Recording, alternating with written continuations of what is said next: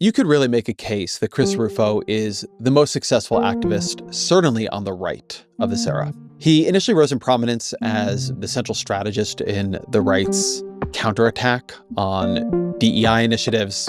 He's very much behind a lot of the demonization of critical race theory. Critical race theory has become, in essence, the default ideology of the federal bureaucracy and is now being weaponized against the American people. He claims CRT is actually a revolutionary program that would overturn the principles of the Declaration and destroy the remaining structure of the Constitution. And he built that into a series of campaigns that have actually changed policy. It's very influential in Ron DeSantis' governorship and kind of running Claudine Gay out of Harvard. Pushing out Claudine Gay, toppling the president of Harvard, for a journalist like me is a big win. Then in Donald Trump's second term, quite a lot has come out of Rufo's work, for better and from my perspective, for worse. From a lot of Trump's early executive orders. We've ended the tyranny of so-called diversity, equity, and inclusion policies all across the entire federal government and indeed the private sector and our military. To some of the work that led to the ICE and C.B.P. deployments to Minnesota. This week, I published an exclusive story exposing the Somali fraud rings in Minneapolis, Minnesota, which are stealing billions of dollars from American taxpayers. Whatever else you want to say about him, Rufo has quite significantly affected the world we live in. He's also, if you listen to him, and he's a very, very smart and often quite honest analyst of his own side. One thing I appreciate about Rufo is he always says what he is doing clearly and in public. He seems uneasy. Gone are the days when Tucker Carlson's nightly monologue set the agenda for the entire right. You can feel a sort of disquiet, a sense that maybe the right, this right, is not becoming what he hoped it would be. Now we find ourselves in an escalating war of influencers trading conspiracies and counter-conspiracies. That its attentional and informational sphere is polluted. Driving the right into all different kinds of rabbit holes and dead ends. That the administration is not getting as much done as he had hoped, intended, tried to help it do. And so I wanted to have Rufo on. Not because we agree on things, we obviously don't, you'll hear that. Not because I'm trying to talk him into my way of seeing things. I'm not going to do that. But both to understand how he understands what he is doing, and also to interrogate it, to ask if the tactics he is using are actually working, or if he's scoring short-term victories at the cost of helping to seed profound long-term problems. Rufo is a senior fellow and director of the Initiative on Critical Race Theory at the Manhattan Institute. He's a contributing editor of City Journal. He's the co-host of the podcast Rufo and Lomez, and he's the author of America's Cultural Revolution, How the Radical Left Conquered Everything. As always, my email, ezrakleinshow@nytimes.com. Chris Rufo, welcome to the show. Good to be with you. So I want to begin with a piece you wrote in early 2024 titled The New Right Activism, a Manifesto for the Counterrevolution. And there are a lot of interesting things in there, but the one I wanted to begin with is you write, no institution can be neutral. So tell me why. Yeah, I mean, that's an obvious reality if you think about it for longer than a minute. And I think it's important to say because there's this mythology that we have in the United States, and it's a small L liberal mythology, that institutions can be kind of neutral arbiters, that they could be valueless vessels that achieve some kind of pragmatic or instrumental ends. And my point is that, no, in practice, institutions always have values, whether they're implicit or explicit. And for those of us who are on the outside of many powerful institutions, there's a lot of value in simply revealing the underlying reality. And in fact, political fights are at heart the fight for who determines the values, what values are installed in an institution, and then therefore what kind of decisions get made. So I just take a lot of the arguments about institutions, particularly within like the broad philosophical tradition of liberalism, to argue that they can have neutral treatment. They can have neutral rules, and a lot of, for better and worse, procedure in these institutions, everything from notice and comment periods to different ways that they have to create transparency, are about trying to create that capacity for people to be neutrally treated? Do you think that's possible? No, I think neutral is the wrong word. I think what we're looking for is impartial. And I would agree with that. Everyone should be treated equally as an individual under law, but that's impartiality, not neutrality. So in a criminal case, if you sentence somebody to the death penalty, you're not treating them neutrally. You're actually taking their life, because the underlying law is a kind of moral code. And so I think neutral and impartial are similar, but in this case, kind of critically different. So another argument you make in that piece is you say the popular slogan that facts don't care about your feelings betrays similar problems. That slogan being Ben Shapiro's slogan. In reality, feelings almost always overpower facts. Reason is a slave of the passions. Yeah, that's true. And we'll caveat, we love Ben Shapiro. We're Ben Shapiro fans, of course. But I think that he's very wrong on that. And I think conservatives have made a fundamental error in latching on to that. And really what it is, it's a rationalization for losing. It's like, yes, we may have lost the great political question, which operates on emotions or passions. But, we have the facts on our side. And if only people would read our, white paper, our kind of regression analysis, our rigorous logical argumentation, then we would be vindicated. But look, while we should have the facts on our side, while we should use logic, by itself, it's insufficient. And in fact, politics operates on a deeper level, an emotional level, and politics occurs on the field of sentiment and public opinion, much more on the field of kind of abstract argumentation at the top. So, and then you go on in the same piece to make an argument for agitprop. So agitprop, old Soviet Union term for agitation and propaganda, mashed up together. And it doesn't have a great reputation. Agitprop is usually not a term of endearment, but you say agitprop doesn't mean sacrificing the truth, but rather channeling the truth toward victory. So how do you define what agitprop is? And what are you trying to explain to your fellow conservatives about how to use it? So, right. I mean, if you're conducting, say, propaganda on behalf of a falsehood or evil or an unjust cause, it's bad. My point is that that's not always necessarily true if you are pursuing a cause that is good and true and beautiful. If you look at the word propaganda, the original meaning, it comes from the Catholic Church, and it was the propagation of the Gospels, the propagation of the truth. And so these are concepts that we can recover, because the reality is that all politics in the age of the printing press and onward depends on propaganda. And how do you define what propaganda itself is? Propaganda is simply the method of communicating a political narrative. Again, we're using neutral, I'm going to say a true narrative, to a mass audience through the means of modern media. It's a rhetorical argument intended to persuade the majority of people to cobble together a majority of public opinion. And look, this is, again, for conservatives especially, not new. The founding fathers of this country wrote to each other about this. They wrote in public about this. We seem to have forgotten some of these lessons of how politics actually works. You have to persuade people. What is persuasion? It's rhetoric. What is rhetoric at an industrial scale? It's propaganda. You've been connecting the question of propaganda to whether or not the end it is aimed at is true.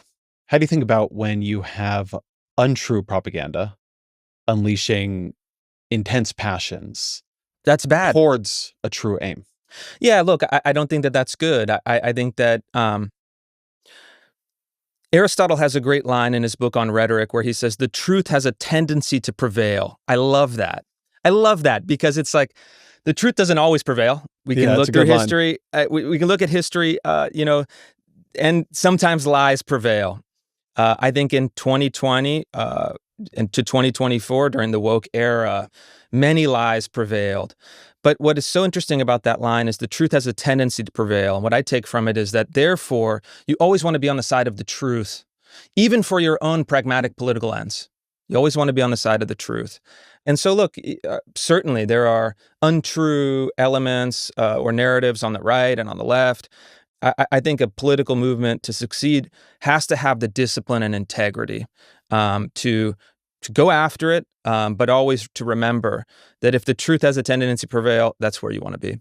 And then your piece builds to this idea that, quote, in order to realize the ultimate promise of the political, there also must be something higher, a telos, which is the Greek word for something like an ultimate end. A final cause. A final cause. Yeah. So one reason I've been focusing on this piece is to understand the way you do your work and what your work is. So what is your telos?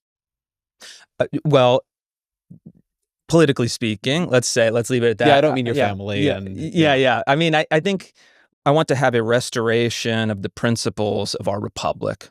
And so if you're thinking about our republic, you're thinking about those guiding principles, where they have strayed over the last 250 years. I want to have a restoration of that. And so I'm constantly looking backward at the founding and trying to understand it better and understand how to bring those principles forward. And so you want to have the principles of liberty and equality. You want to have a functioning, healthy republic. And you want to have a culture that is organized according to virtue. And in particular, the virtues of our Western Anglo-American civilization. And through my personal observations around the world, as well as my study of the past, I think the Anglo-American civilization, the principles that have animated our republic for the last 250 years are still the best that we could hope for. So from that perspective, we're 17 months into Donald Trump's second term. Is that all? It feels like longer. Tell me about it. It feels like longer for you guys. Is probably. this administration building the kind of country you want to see? Yeah, I think so. And here's how I would assess it. On the elements within Article 2, so the executive power, I think Donald Trump has done almost everything he could do. Great people with the administration have done almost everything they could do to advance this kind of vision of the country. And liberty, equality, virtue. Yes, and I think that the momentum was strong year one. I think it's trailed off in year two. And, could that be the executive has lost some of its energy? Yes. Could it be that, public opinion has softened? Yes. Could it be some of the foreign adventures or misadventures, depending on who you talk to, have distracted focus? I think yes. But ultimately, the problem is that the president has a majority in Congress, but not 60 votes in the Senate. And so fundamental, transformative legislation that I would like to see is impossible. Make the case to me that Donald Trump is restoring virtue. This is a hard case because what you're going to say is that Trump does not exhibit the kind of Christian virtues in his personal life, right? I'm not even thinking about his personal life. I'm thinking about his public life. Okay, well, you tell me. I didn't claim he exhibits virtue. So you said that they're doing a pretty good job bringing back liberty, equality, and virtue. Correct. Make the case to me. Sure, I'll make you the case, and I'll make it through the particular example that I'm most familiar with. So, one of my big campaigns the last couple of years was the fight to abolish D.E.I. And so D.E.I. was this idea that had been kind of germinating in the 90s and the 2000s, but really exploded into public life with universal adoption by most large institutions after 2020. And it was this idea that's very simple. That there are oppressor groups and oppressed groups in the United States because of the historical realities of our country, and therefore to achieve, to move towards equal outcomes, you have to treat individuals unequally according to their group identity. And the president on day one issued an executive order that was very much in line with the work that we have been doing to go and kind of wipe out the DEI bureaucracy throughout the federal government. And so in that case, I think that you could argue that the principle of equality and impartiality, as we were discussing earlier, had been restored, not totally. We still have some problems with the underlying statutory law. Just recently, in the last couple of weeks, the Department of Justice has taken a buzzsaw to so-called disparate impact doctrine. Same idea. If there are unequal outcomes, it must therefore, by definition, be because of discrimination. Therefore, you have to remedy it by treating people unequally. And so in this case, I think, and because this is the issue I've worked on and have been passionate about, I think that you can make an argument that liberty, equality, virtue have been restored. Are there other problems? Of course. Are we all the way there? No. But on the issues that I personally care about, that I personally have worked on, I think the country is in a much better place than it was 2 years ago. I guess one thing I think about when I think about Donald Trump and virtue is corruption. So I see Trump taking luxury aircraft from Qatar. I see his family getting involved in all kinds of crypto schemes where the investors in their crypto schemes in many cases seem to be people who have business before the family, business before the country.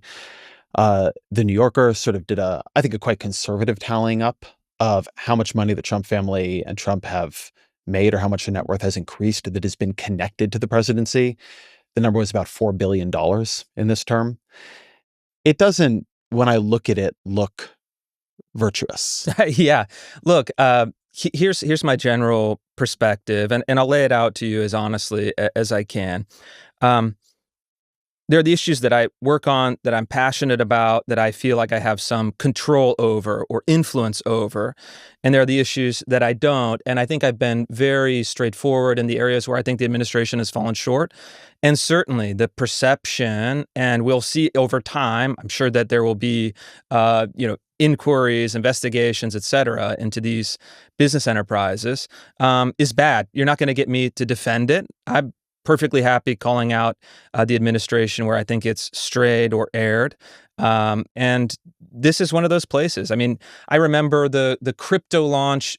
It was during the transition, I think, where they launched the Trump coin, right? And it's like, I don't like this.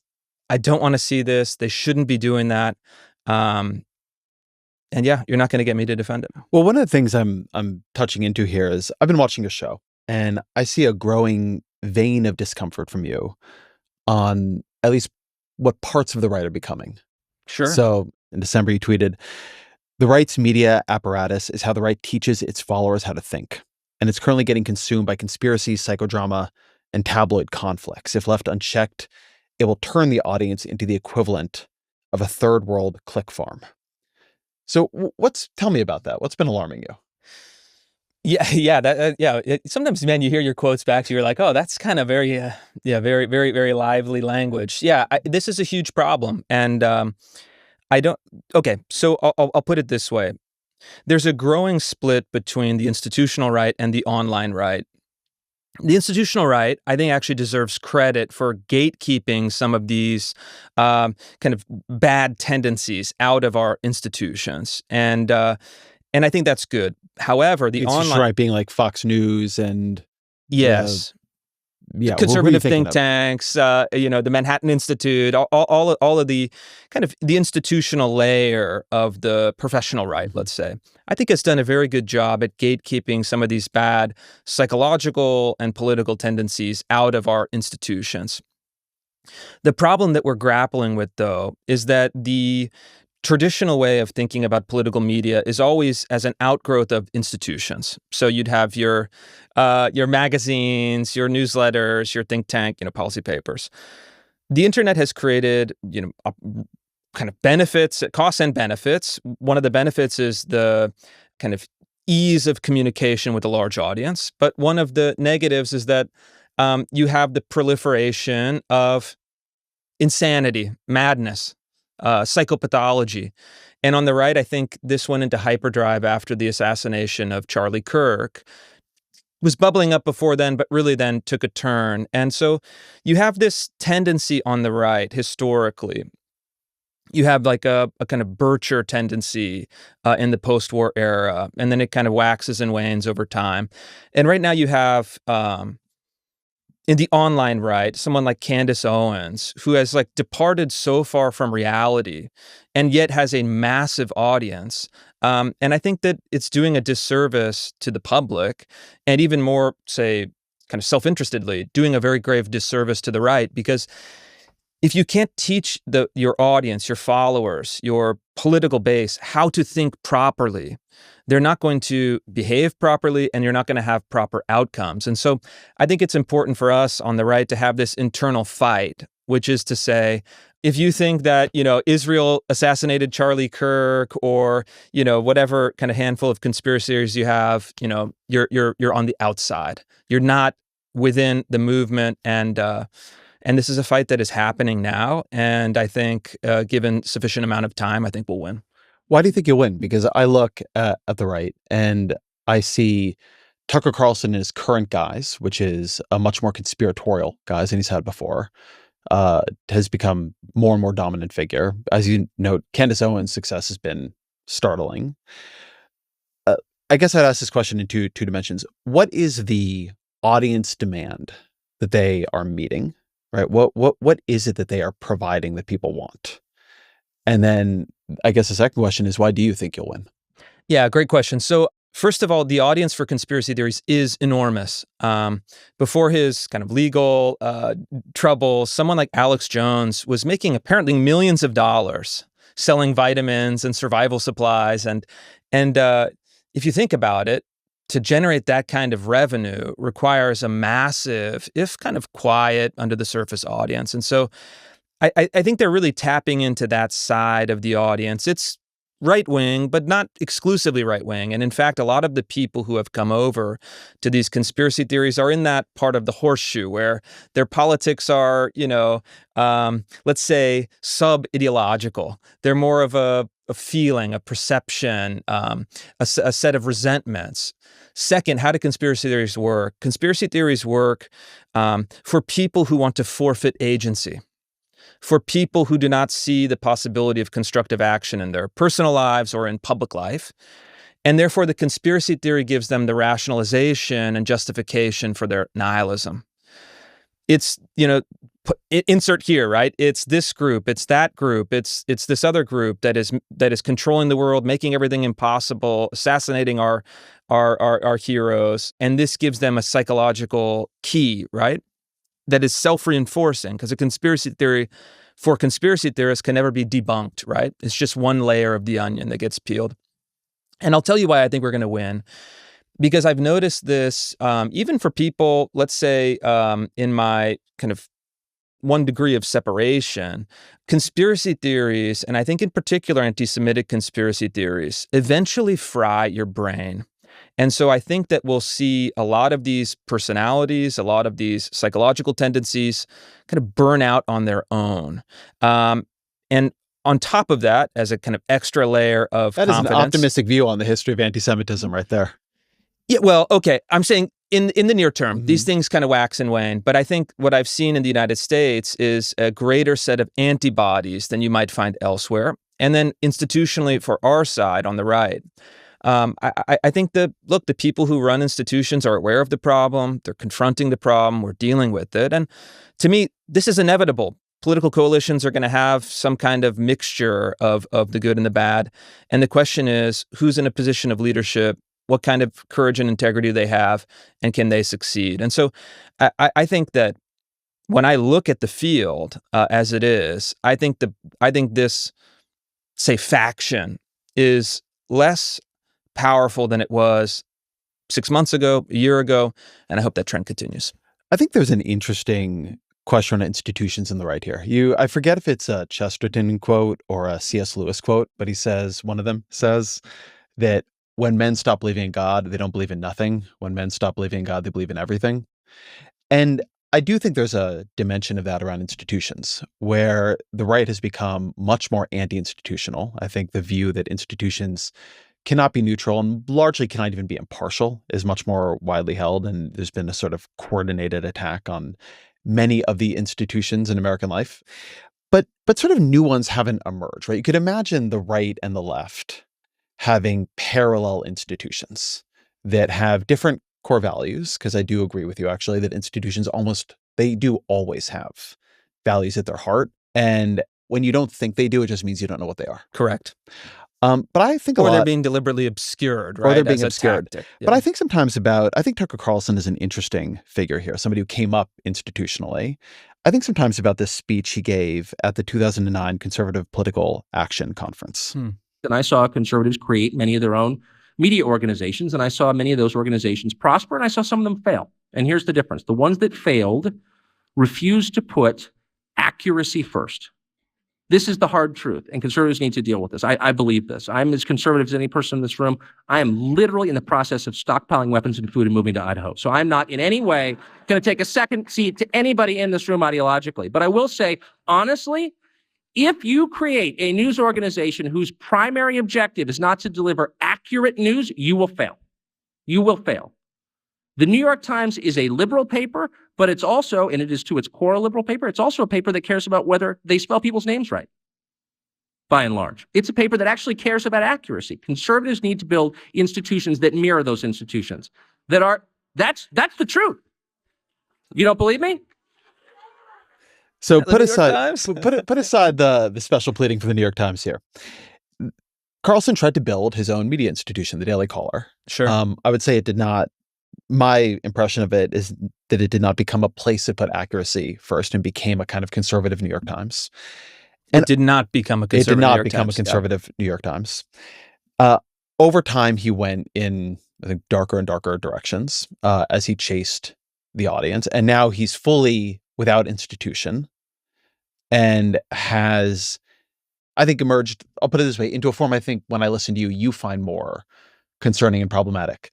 So what do you think went wrong there? Yeah, well, look, this is a long-term trend. This didn't emerge in 2009 or 2020. I think of it this way.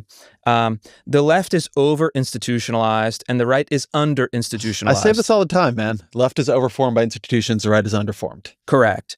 And so we have kind of opposite problems. And I think of it also in this way. I wrote a piece about this, I don't know, a long time ago, and I think it really holds up.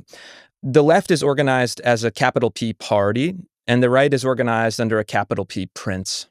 So you have Donald Trump essentially sets the direction of the right, for better or for worse, through personal charismatic power and his relationship with the conservative base.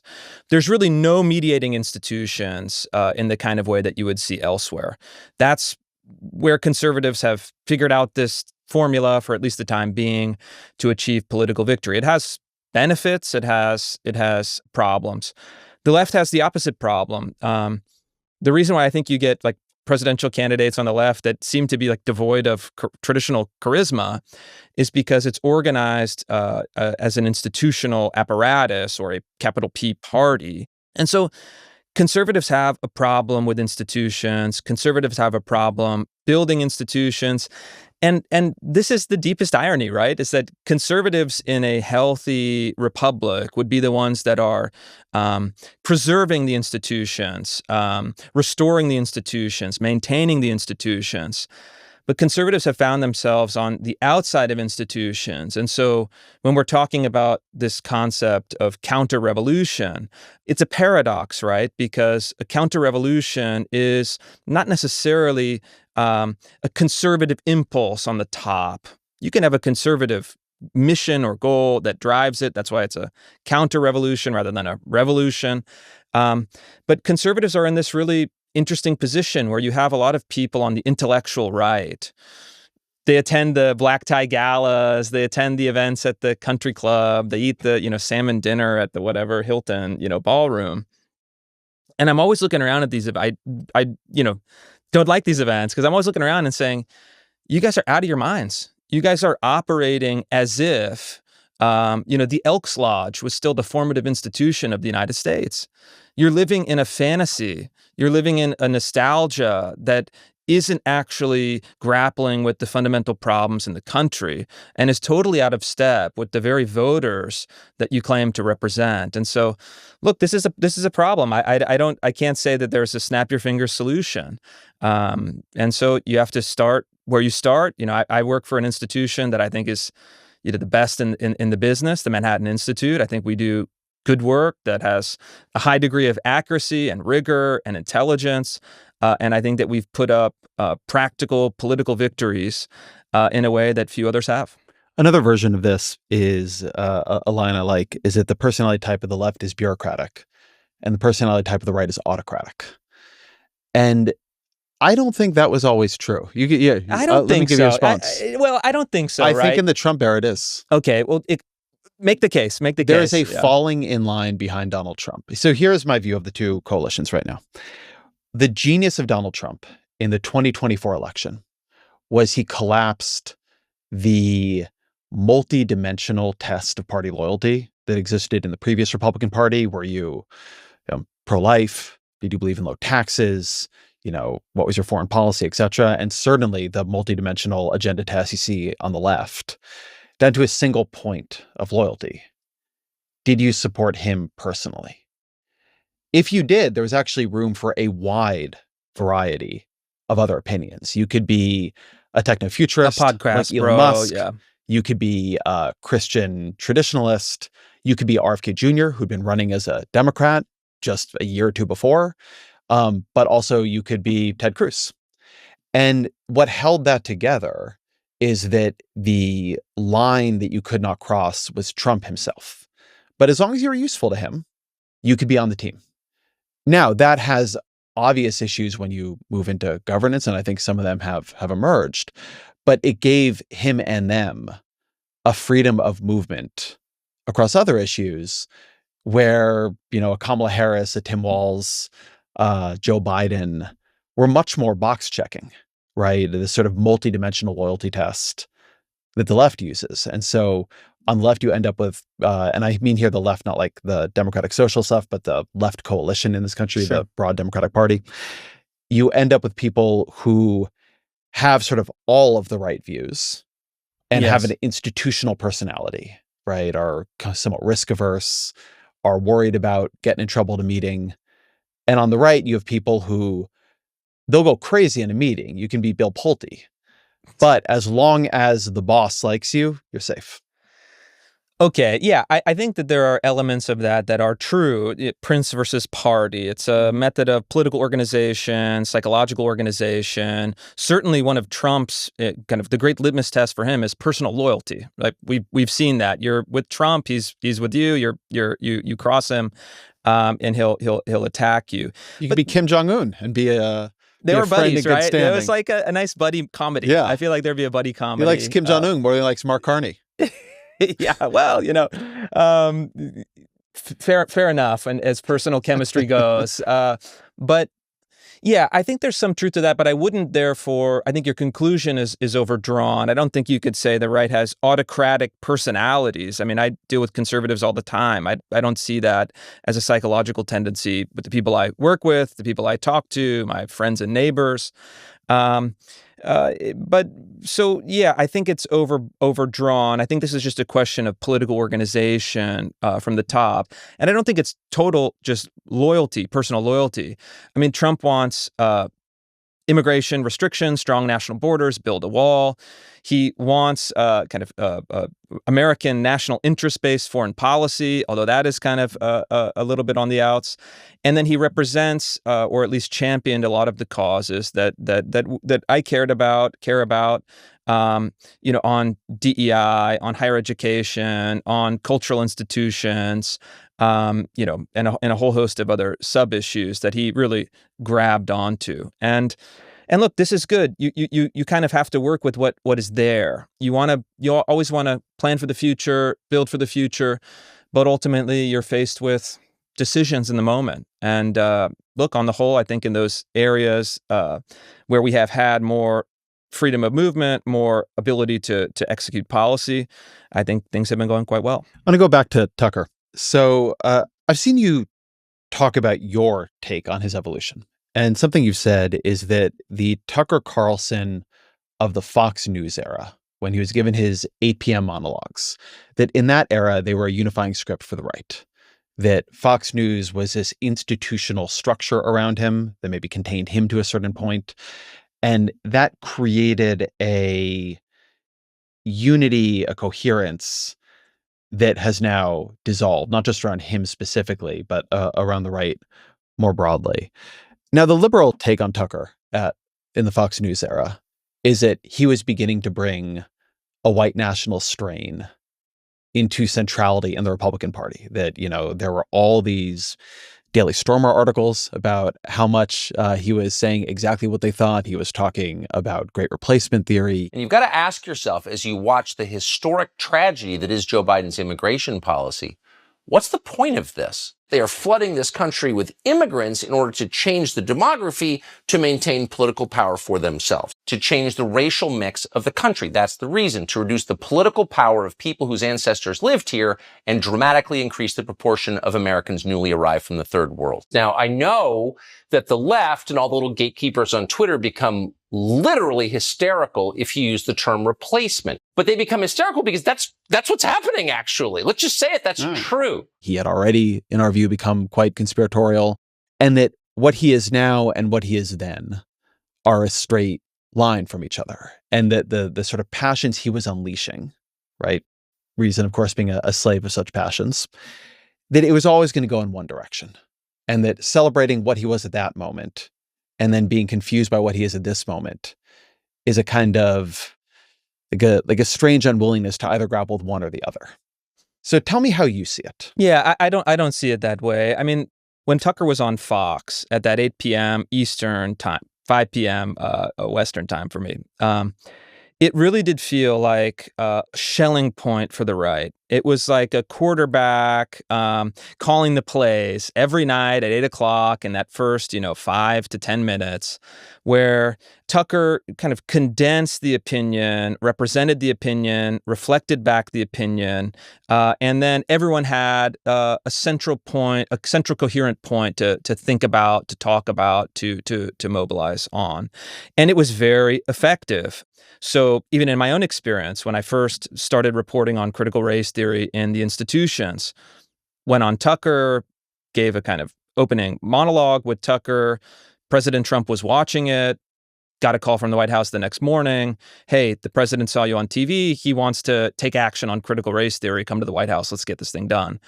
And so that mechanism, that even in my personal experience, the loop on that was like less than 12 hours. Very tight loop between Tucker and the White House. And I think also what I've learned about Fox News is that Fox News has, and this is to its great credit, Fox News has a kind of disciplinary function.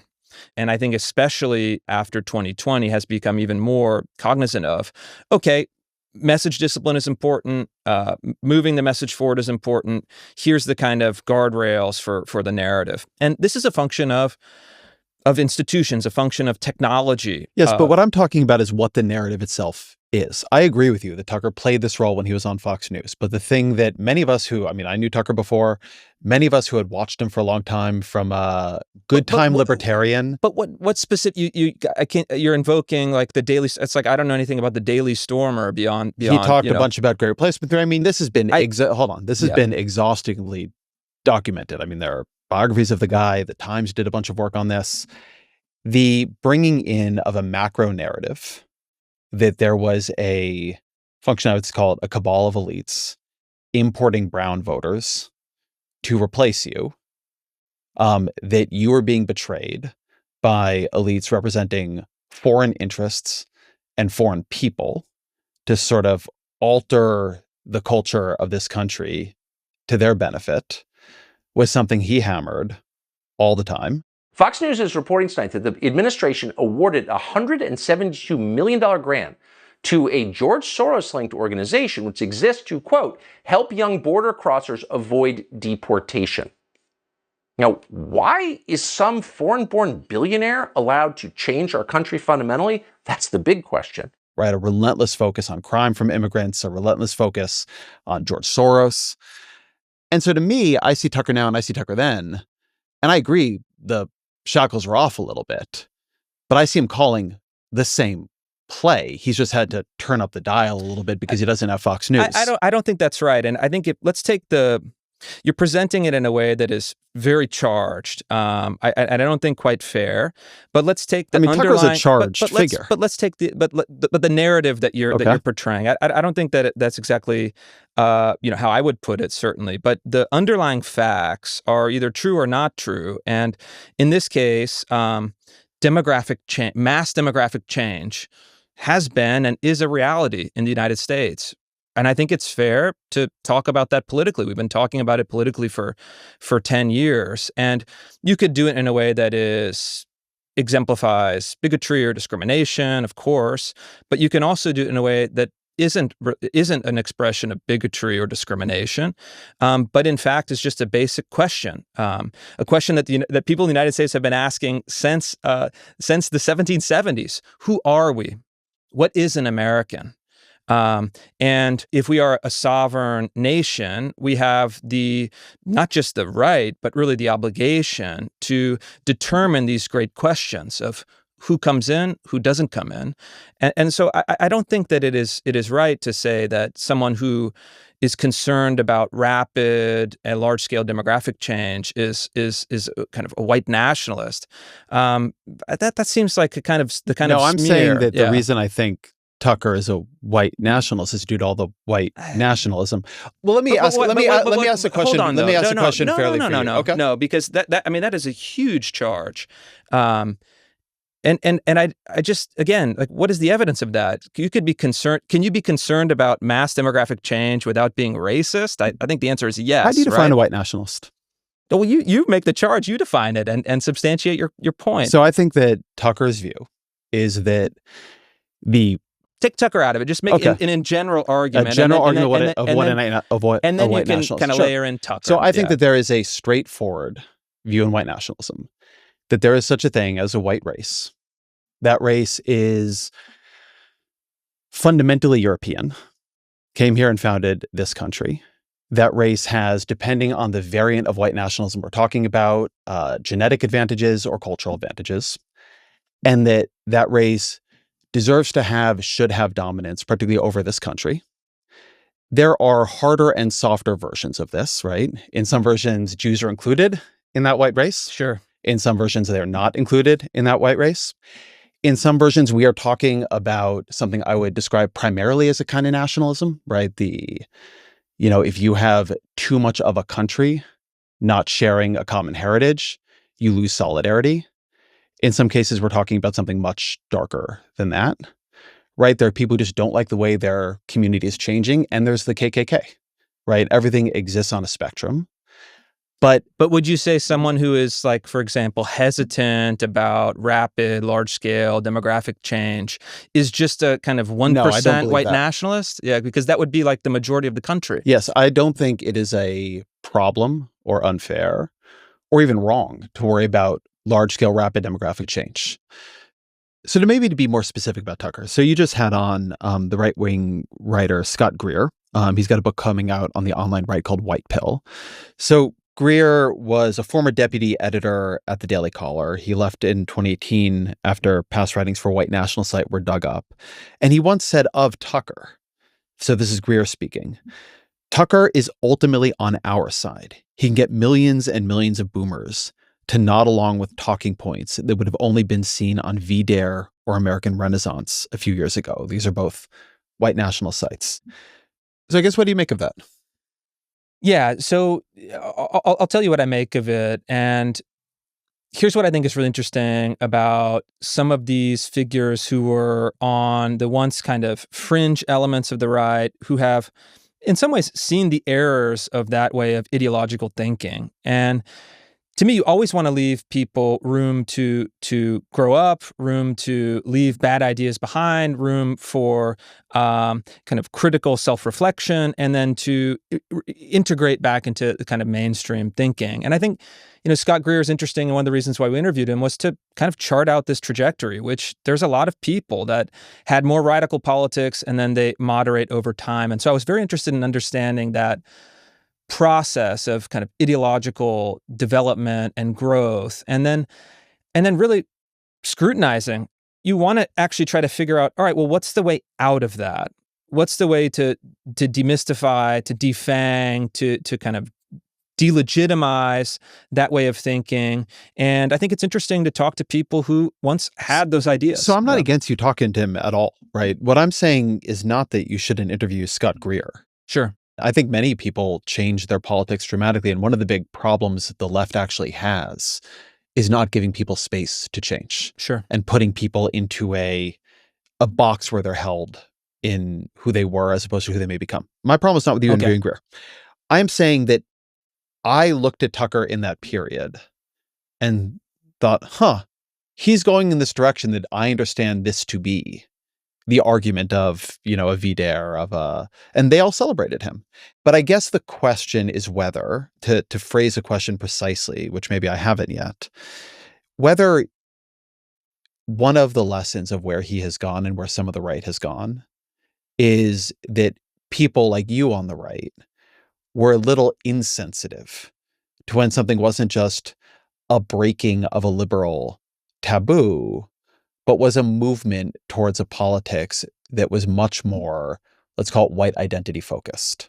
Look, okay, huge point. I would break it down in a couple ways. One, I don't think that's quite accurate. I actually think that the statement you're reading, and you could probably read it from a number of other people, right? If you remember in 2016, Richard Spencer famously held like some sort of conference or group, and he said, "Oh yes, Trump has adopted. Trump is a creation of the alt-right." We willed Donald Trump into office. We made this dream our reality.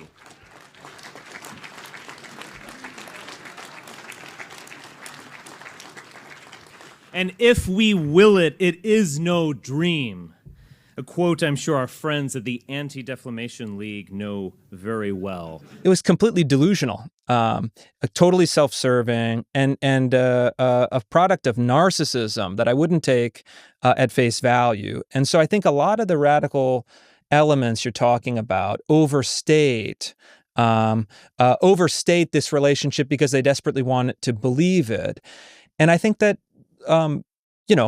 someone like Tucker, I don't think it's accurate to say that Tucker on Fox in 2021 was laundering in talking points from American Renaissance. I don't think that's true. I think it's conflating a kind of maybe superficial opposition to immigration, and the conflation game is really I think dishonest. And unfortunately, for a lot of time, it worked. And so I think that in fact we're in a much better place than in the past. And I remember some of these groups like ADL, SPLC, Media Matters.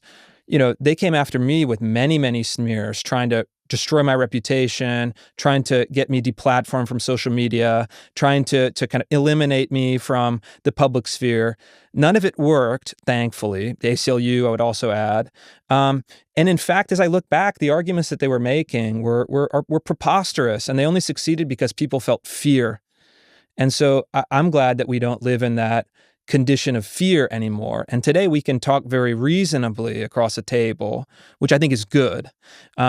But I'm certainly not going to forget the emotional tone and the political vulnerabilities of that era.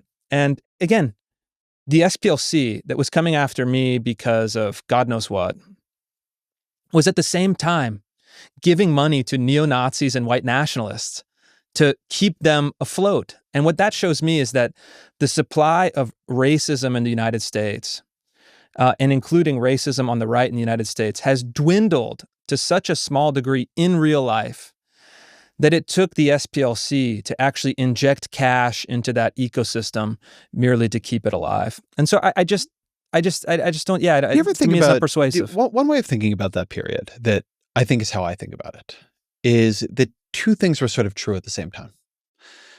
So one, there was way too much speech policing. There was too much cancellation. There was too much that instead of being willing to have arguments, people just tried to make the arguments unhavable. That all happened, right? I don't deny any of it. And on the other hand, a lot of what people more on the left in that moment were afraid of or what they predicted also happened. The alt-right moved much more from the fringe to the center.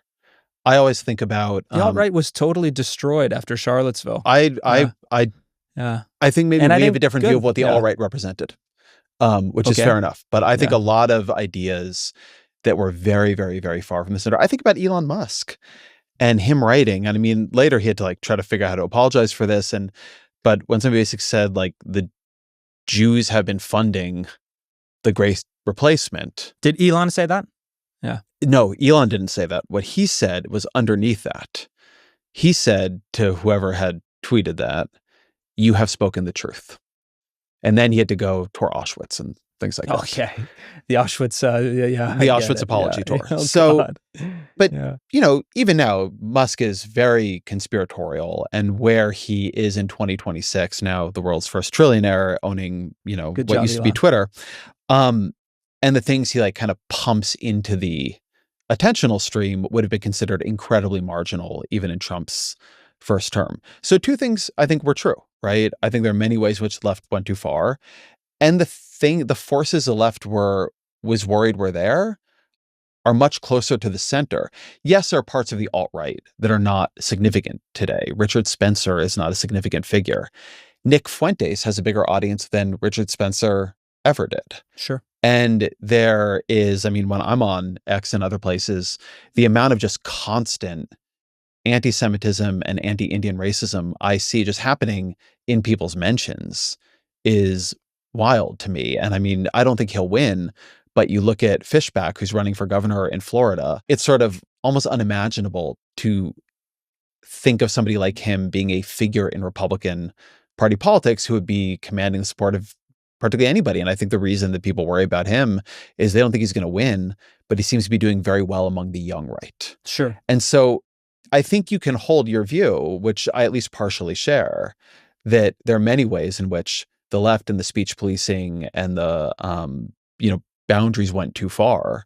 And also, a lot of the people who were most hair on fire in that period had a point, and some of their more kind of wild predictions. I was thinking about, if you had told me that Trump was going to make RFK Jr. HHS secretary and Tulsi Gabbard DNI, and try to make the triumph of bipartisanship and try to make Matt Gaetz attorney general, I would have thought that was an unhinged, resistant Substack take.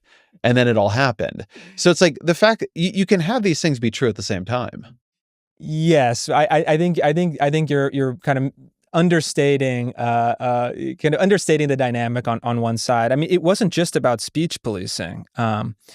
After 2020, the left maintained a kind of apparatus of social annihilation. And I went through it myself. I had the ACLU subpoena me and harass me with a lawfare campaign that cost me a lot of money. I had the SPLC and the ADL put me on some sort of hate list that was totally bogus, trying to destroy my reputation. And so I had people, threats of violence against me that were very credible at the time. And so, people trying to get, going after my family, my kids.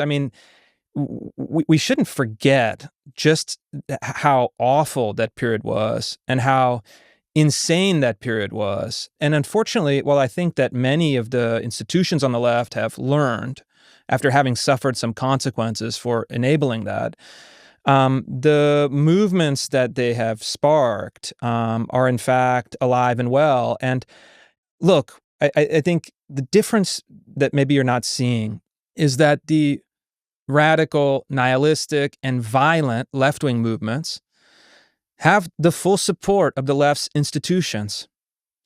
And what we're talking about is a radical, nihilistic movements on the right do not have any institutional support and are bubble up in your Twitter comments, which again, don't agree, but is different in kind, not just in quantity. And in the case of someone like James Fishback, I think it's a great test. Fishback is very charismatic. I think we would all agree on that. I talked with your colleague, Michelle Goldberg, about this.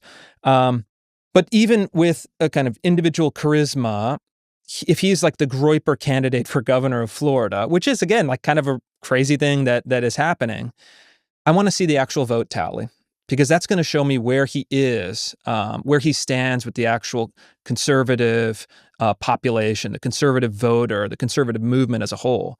I suspect that he's going to get absolutely trounced. It happened with Vivek running against a guy, Casey Putsch, in Ohio. He got blown out by, 60, 70 points. And so by contrast, you look at something like the kind of trans ideological movement that I think is both kind of a lie. It's grounded in a series of falsehoods, maintained this suppressive, threatening, censorious power in the kind of pre-Elon Twitter days and in the general kind of woke years. And then look, another uncomfortable fact, per capita has committed more mass violence than any other group.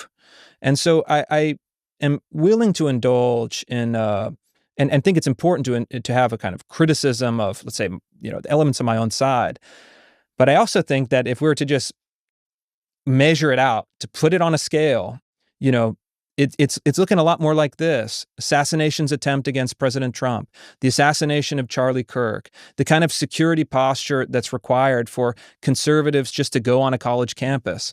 That's how I measure it. It's like I'm looking at it, I'm feeling it, I'm seeing it with my colleagues. After Charlie Kirk was killed, I called all the people, friends and colleagues in the business, and I just was completely distraught for weeks. And again, while I don't support, James Fishback for governor, again, I think that it's kind of an empty symbolism, whereas on the other side, it feels like these ideologies have the support of the institutions, they wielded power irresponsibly in the past, and still have the kind of ultimate political threat of violence that I know everybody in my world has seen, has experienced, has feared.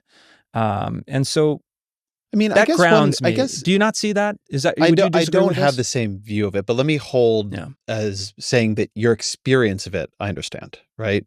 And as somebody who also, sometimes deals with threats of violence and Sure. other things of that nature, I think the way this often looks to people on the left, particularly looks right now, is that when you say these nihilistic, I think you called them, ideals, ideas are not held at high levels of the right, they're only supported institutionally on the left, I see it the opposite way. Really? Right? I see it the opposite way, and I'll explain why. I don't see the SPLC, the Southern Poverty Law Center, as like a powerful, potent left-wing actor. They're not really. They could 10 years ago they could nuke you. If they put you on their list, you were dead. I'll go through my thing. Yeah. ADL, I don't even see as on the left, which is a different question. I understand, but I see the Trump administration as powerfully and potently extreme and willing to use the power of the federal government, from deploying ICE and C.B.P agents to different cities, to directing the DOJ who to investigate and go after, to after Charlie Kirk's murder, trying to get people fired who are just sort of random people who had done shitty tweets. I do not see a world in which there is this huge separation between the extreme elements of the right and this administration. I keep hearing from people like you, right, who I think has talked about this, that there's a huge number of groypers working in House and Senate offices in Congress, that, Bronze Age pervert is one of the most popular people to read if you're a Trump staffer. And I see those things actually moving into things like national security strategies, about the civilizational suicide of Europe. Now, I recognize we're not going to agree on all this, right? This part I'm not going to try to bridge the gap.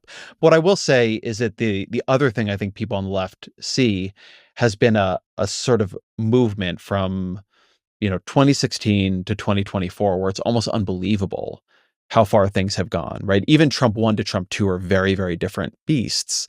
And so all of a sudden, it doesn't look impossible to imagine that Fuentes and Carlson and Fishback are the future, not the fringe. I think a lesson that has been burned into many of us is that it is dangerous to dismiss something that seems to have a lot of energy around it as a fringe, because what is today's fringe is tomorrow's, maybe not center, but much more live and potent political force. And would you say that you saw that happen on the left between 2014 and 2024? Absolutely. Yeah. In part, I think you guys are about to learn some lessons we learned. Yeah. I mean, maybe so, but I would argue that actually the right has done a better job at managing it. And I think we'll see, and I hope I'm right, that with something like the Fishback campaign, I think of James Fishback as a human meme. It's amazing. He's if you take the mimetic energy from that corner of the online discourse and turned it into a human being, it's it would look and sound like James Fishback. But the reality is that once those ideas gain contact with the people, the culture, the institutions on the right, they're not going anywhere. Let me try to frame this more in And the terms point of on let me try diversity, to frame this more in terms of arguments I've seen you making. Sure. And tell me if I get a chain in this wrong, you tell me where. I will. Right? I think you now have a problem with a racialist right.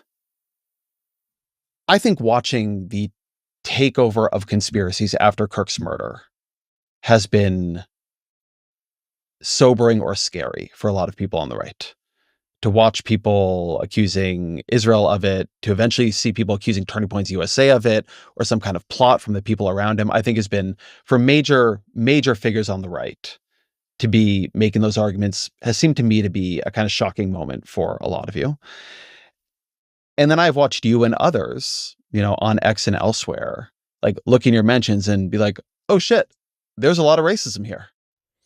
Something's happening. So Sure. you tell me which part of this you don't agree with. Yeah, well, I mean, here's how I see it, and your general analysis is correct. So there is a racialist right, let's say. I've been writing about this for a number of years, but I think a lot of it is something of an optical illusion, where, and you see this on let's say on the left, where a small group of people that is very loud online appears to represent a larger share of a political coalition or the general population than it really does. And so, look, I don't want a racialist right. That is like a clear position on my part, and I think, to the extent that we have like anti-Semitic conspiracy theories bubbling up from the digital sphere, it's a problem that we have to deal with, an untruth or a falsehood that should be called out for what it is. And what I think it is at heart is that, and I've talked to a lot of young right-wing guys, so sometimes I'll have lunch or dinner when I'm in DC or elsewhere with younger guys and just say, hey, kind of walk me through like what's happening for people. Like, we're older now. You and I are middle-aged now. So say, hey, walk me through this thinking, and in kind of non-judgmental, just kind of help me understand what's happening with some of the more kind of radical or racialist young men. And this is the description that they give. They say, these are guys who hit high school during COVID. They kind of transitioned into an almost a purely digital life with all of the various rabbit holes you could get into. They came of age as a function of your kind of entering adulthood during the kind of George Floyd hysteria, where their teachers at school, their media, institutions, the government, everyone was saying, you're a young white man, you're the problem, you're the oppressor, you're evil, you should be denied opportunities because of your biology, because of your ancestry. And essentially that they were programmed by the kind of George Floyd hysteria into thinking racially. And instead of what I think is the proper and the correct response, which is to say, we've got to move beyond this, we're going to fight this racialist thinking on the left, on the right, wherever it comes from. They essentially psychologically submitted to it, but then reversed the polarity. I don't think that's a good way to pursue it. I don't think on the kind of philosophical question it's right. I don't think that from the practical political conception it's fruitful.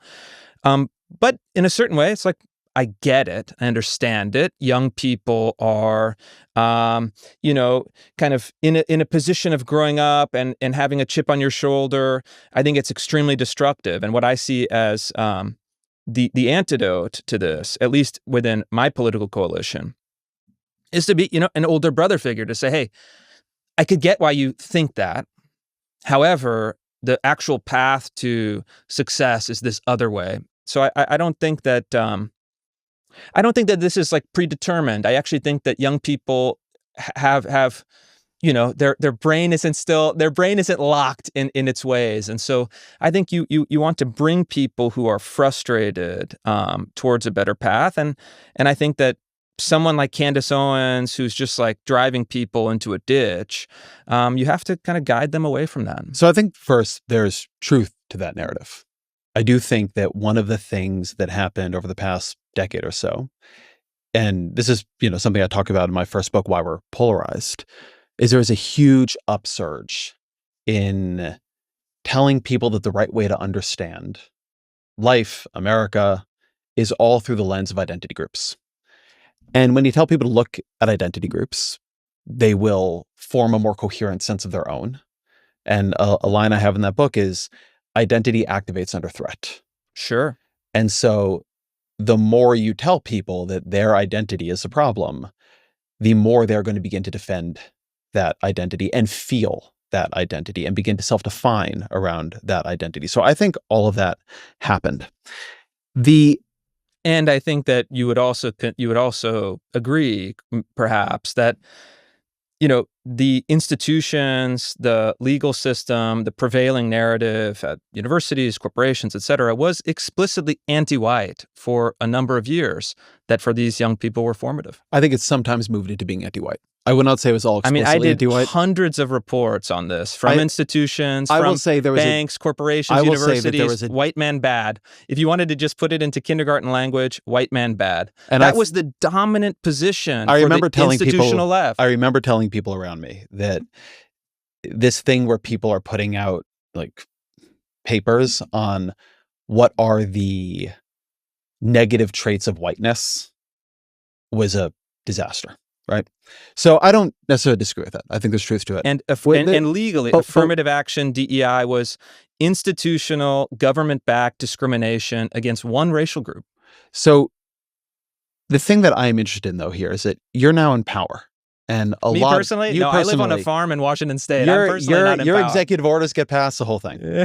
And these things can all go in better or worse directions. These are all long-standing energies in American life.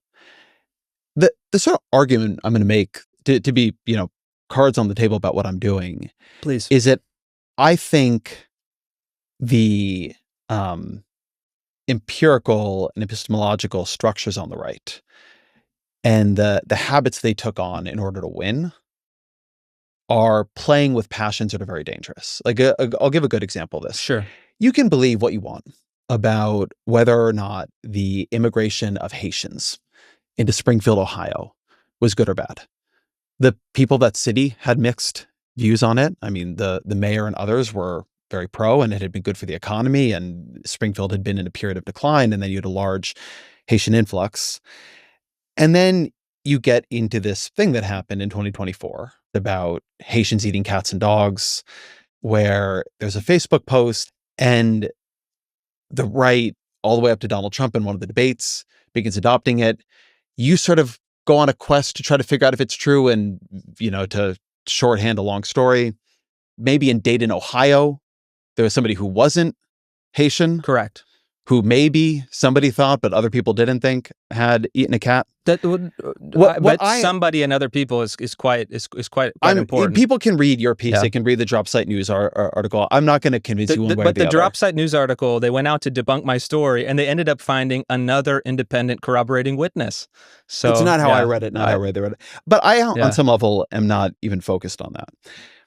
What I'm saying is that when you get very into moves like, we are going to accuse broad communities of eating cats and dogs, which I think we can all agree, Haitians are not in general eating cats and dogs. You are going to unleash forms of anger and hatred and fear that are not controllable. And I think one of the mistakes the right has made, and frankly people like you have made, is thinking these passions can then be corralled again. This idea that you can find these really high passion, like mimetic containers, that then you say, well, the real issue here is just we want to have a conversation about how much is the appropriate level of Haitian immigration into Springfield, Ohio. But that the way you get people to care about it, J.D. Vance said this very explicitly, is that, well, people really care about the cats and dogs. The American media totally ignored this stuff until Donald Trump and I started talking about cat memes. If I have to, create stories so that the American media actually pays attention to the suffering of the American people, then that's what I'm going to do, Dana, because you guys are completely letting Kamala Harris coast. Which, again, I think my view is that there's never been any hard evidence of that happening in the Haitian community in Springfield, Ohio. Like, nobody has substantiated that, and nor have you. Correct. Yeah. Right. I haven't made that. And in fact, I've said, look, there's no evidence of this particular claim. We should be more careful. And so there's been a kind of consistent, like, this idea that you could unleash, like, really, I think, quite terrible passions and then hold it to a level that is controllable. And what you're seeing with Candace Owens, what you're seeing with the new Tucker Carlson or the old Tucker Carlson, however you want to call it, what you're seeing with Nick Fuentes and the rise of Nick Fuentes, who we've not really talked about, but I think is a necessary figure of thinking in the way we think about this, is that there wasn't a way to stop that move. Like, once people began to move in that direction and there weren't sort of institutions that were strong enough and respected enough to stop it, that the place it's going on the right, when you talk about it becoming a third world click farm, is quite dangerous and quite grim. And now I will let you say everything you think. Well, oh man, all right, where do I start? A couple huge problems. I gave you a lot there. A couple huge problems. I mean, one is that, and I'm doing reporting in California right now that has stories that have a similar kind of, let's say, shock value. For example, we did a story on migrants from Mexico and Honduras who come to San Francisco and get free sex change surgeries from the California state Medi-Cal system. This is a kind of explosive story that is true, that represents, I think, a lot of these underlying questions about homelessness policy, about immigration, et cetera.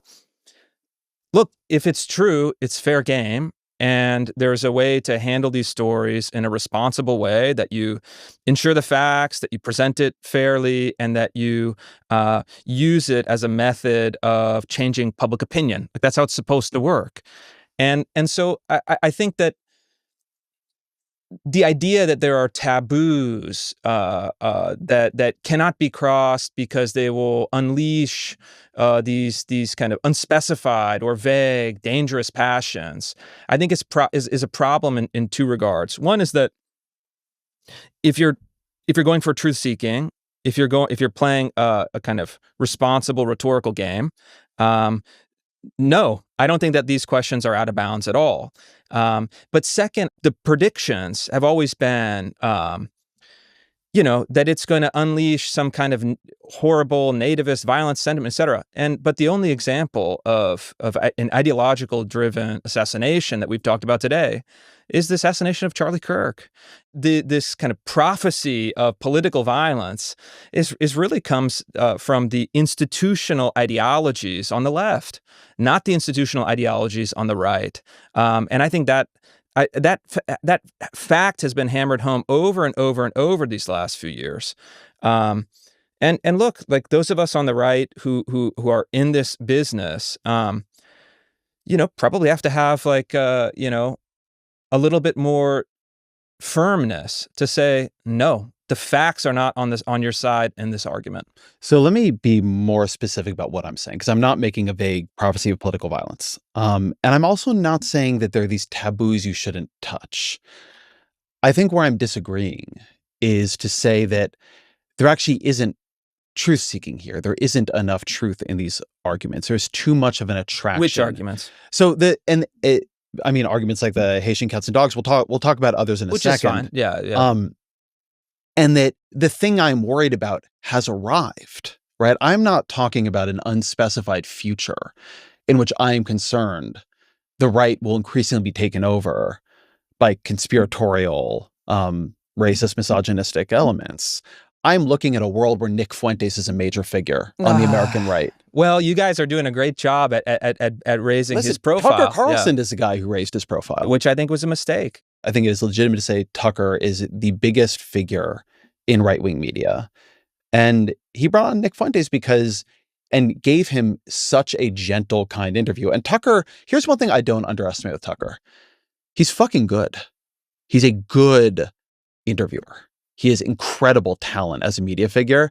If he wanted to cut that guy apart, he could have, as he did to Mike Huckabee when he wanted to do that, or to Ted Cruz when he wanted to do that. Those who bless Israel will be blessed, and those who curse Israel will be cursed. And from my perspective, I want to be on the blessing side of things. Of those who bless the government of Israel? Those who bless Israel is what it says. It doesn't say the government of it, says the nation of Israel. So that's in the Bible. As a Christian, I believe that. Where is that? I can find it to you. I don't have the scripture off the tip of my. You pull out the phone and use the. It's in Genesis, but so you're quoting a Bible phrase. You don't have context for it. And you don't know where in the Bible it is, but that's like your theology. I'm confused. And he didn't, because I think Tucker understands quite well where the passions are and where the energy is. And when I hear you sometimes, I hear you being more concerned about this.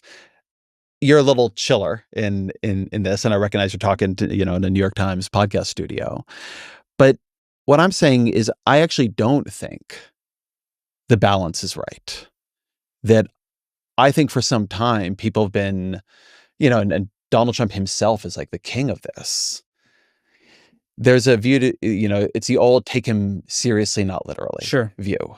That, the thing that is being said maybe doesn't hold up. I'm hoping that you can give me a little bit more, though, because I'm saying, well, what are you actually saying? All right, so I'll give you a little bit more. Nick Fuentes was on a podcast. I mean, are you saying Nick Fuentes is not a big figure now and is not influential among young people on the right?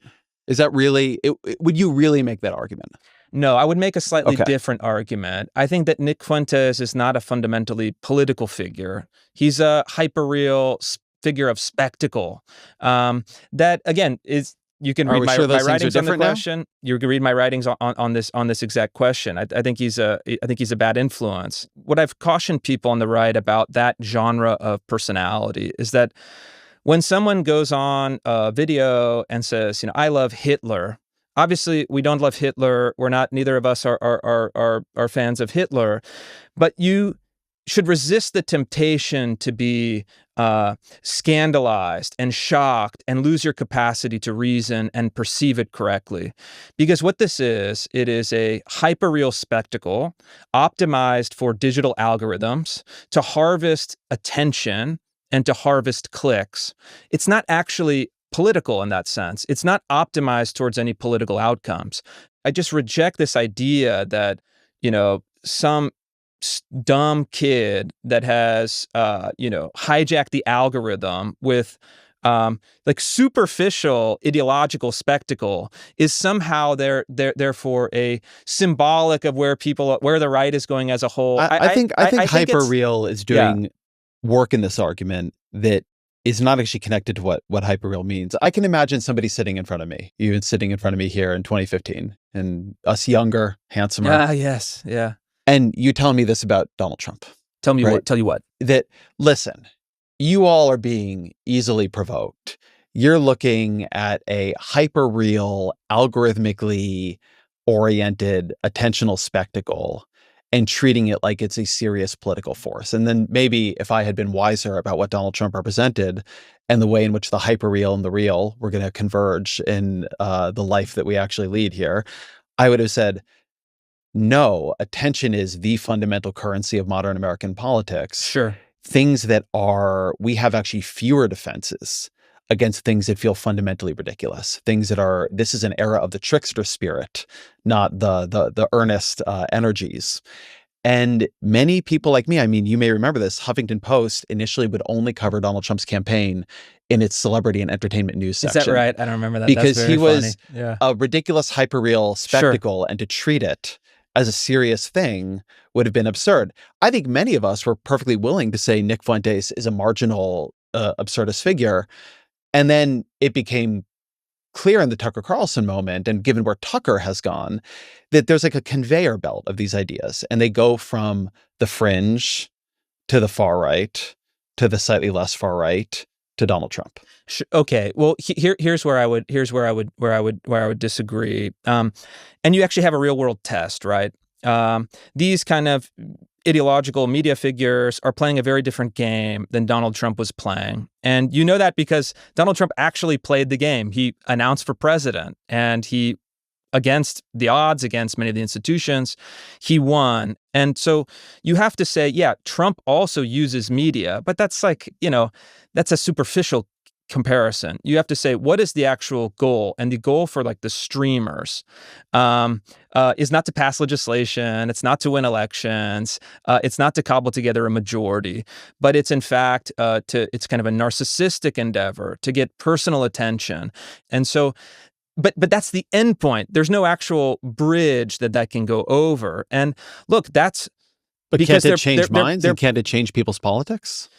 It could change minds, but not to the extent that you think, because people look at it more as a form of entertainment, soap opera, personality drama than an actual viable political move. And so, yeah, I think that you're kind of conflating the media spectacle with the fundamental political arena.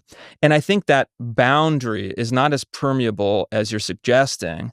And in fact, to make that boundary more explicit is better, in my view, for my own kind of political desire, but also better for the country. And so when I see the kind of online Right and the New York Times both doing like puff pieces on the latest, like kind of right-wing figure, right? It was David Duke, and then it was Richard Spencer, and now it's Nick Fuentes.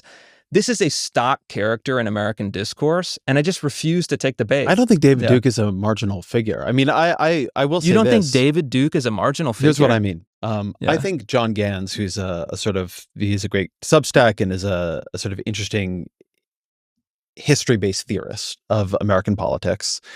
He's got this book about the 90s called When the Clock Broke, I believe.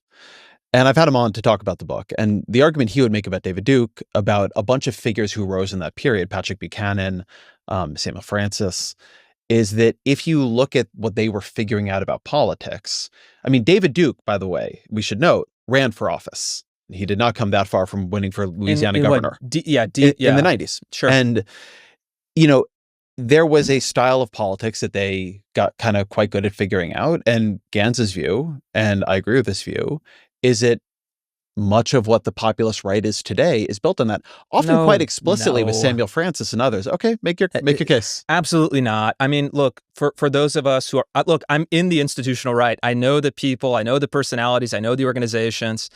That figure is a pain in the ass. Nobody wants it. Nobody likes it. Nobody believes in it. And in fact, that figure, as we found out recently with the revelations about the Southern Poverty Law Center, is not only a useful tool for institutions on the left, but in many cases was actually secretly funded by the kind of left-wing civil rights outfit known as the SPLC. Which we were talking about David Duke? Not David Duke in particular, who knows? But I'm saying that— You're saying David Duke is maybe a left-wing plant? Yes. 100%. I think that's ridiculous. I'm not saying that in the sense of totally wholly created, but certainly used by, right? The whole idea was this kind of smear effect where the media would go out and say, this bad person, supports your campaign. And then you'd have to disavow and go through this whole kind of routine. But the point I'm kind of interested in here is, I mean, my view, and I think this is a fairly wide held view, is my worry is that the institutional right is getting steamrolled. By whom? Yeah. In many cases, in order to survive, it is dramatically changing what it is, like the Heritage Foundation. Sure. In other cases, by Donald Trump. Donald Trump was not the candidate of the institutional right.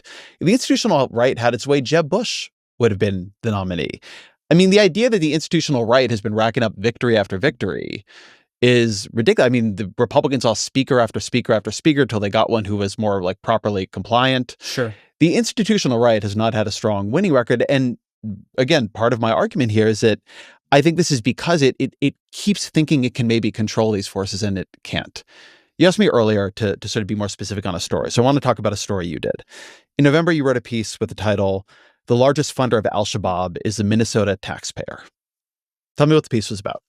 Sure. So this was a feature investigation that we did in Minnesota looking into organized Somali fraud. And so we spent a number of months on this piece. We went out to Minnesota. We reviewed court documents. We interviewed law enforcement, both on the record, on background, and then our story, and this had been kind of bubbling up in local press and bits and pieces, was that in fact, Somali fraudsters were exploiting Minnesota and federal welfare programs, autism programs, daycare programs, Medicaid programs, and looting billions of dollars from American taxpayers.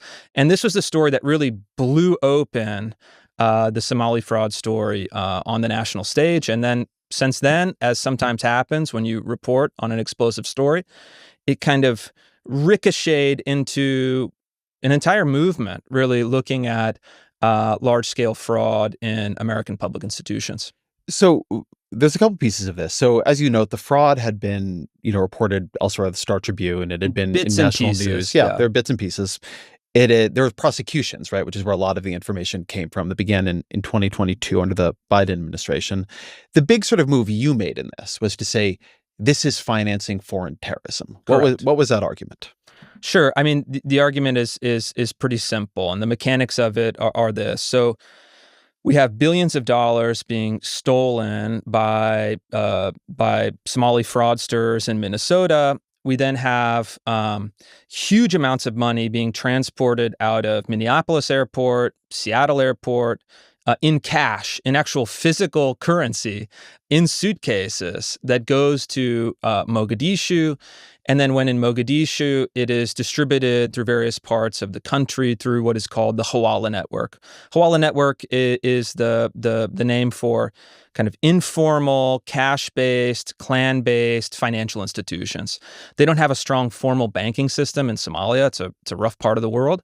And so they have these couriers that move money in cash. And all kinds of think tanks, military, U.S. government, Department of Justice, Republicans and Democrats have essentially made the case that Al-Shabaab is taking a cut of Hawala financing. And so when we talked with federal law enforcement agents and investigators who have been working on this case, they told us that the flow of funds was this: from the taxpayer out of the airport in suitcases to the Hawala networks in Somalia, and therefore to the Al-Shabaab terror networks taking their cut. Essentially, like we have Visa that takes like 3% of your credit card transactions. In parts of Somalia, Al-Shabaab takes a cut. Not exactly sure how much that is. And federal investigators say, hey, once it exits the country into the Hawala system, you can't claw that money back. There are no written receipts or banking transactions.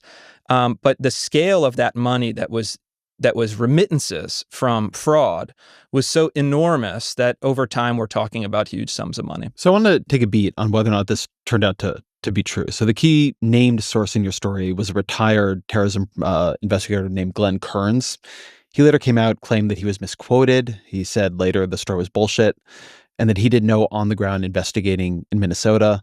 The two top prosecutors of the fraud in Minnesota said the perpetrators are motivated by greed. There's no evidence of terrorist financing. Do you still stand by this? Of course I do, yeah. And a couple things. So the Glenn Kearns detective is very odd. We have him on the record. We have a transcript of his interview. I'm not sure what happened. My suspicion is that when this story blew up into a huge national story, he got spooked or scared but the paper in Minneapolis tried to go through our piece and with a kind of criticism, couldn't lay a glove on it. Didn't debunk or even really contradict any of our points. You had one source who knows, don't know his personal circumstances, but he was the only named source. I don't think he was the only named source in the piece. He was the only named source making this terrorism argument. Incorrect. So we had multiple high-level federal officials who confirmed to us the flow of funds. We substantiated it with contextual reporting from Foundation for Defense of Democracies, from the United States Military Academy, from the Department of Justice.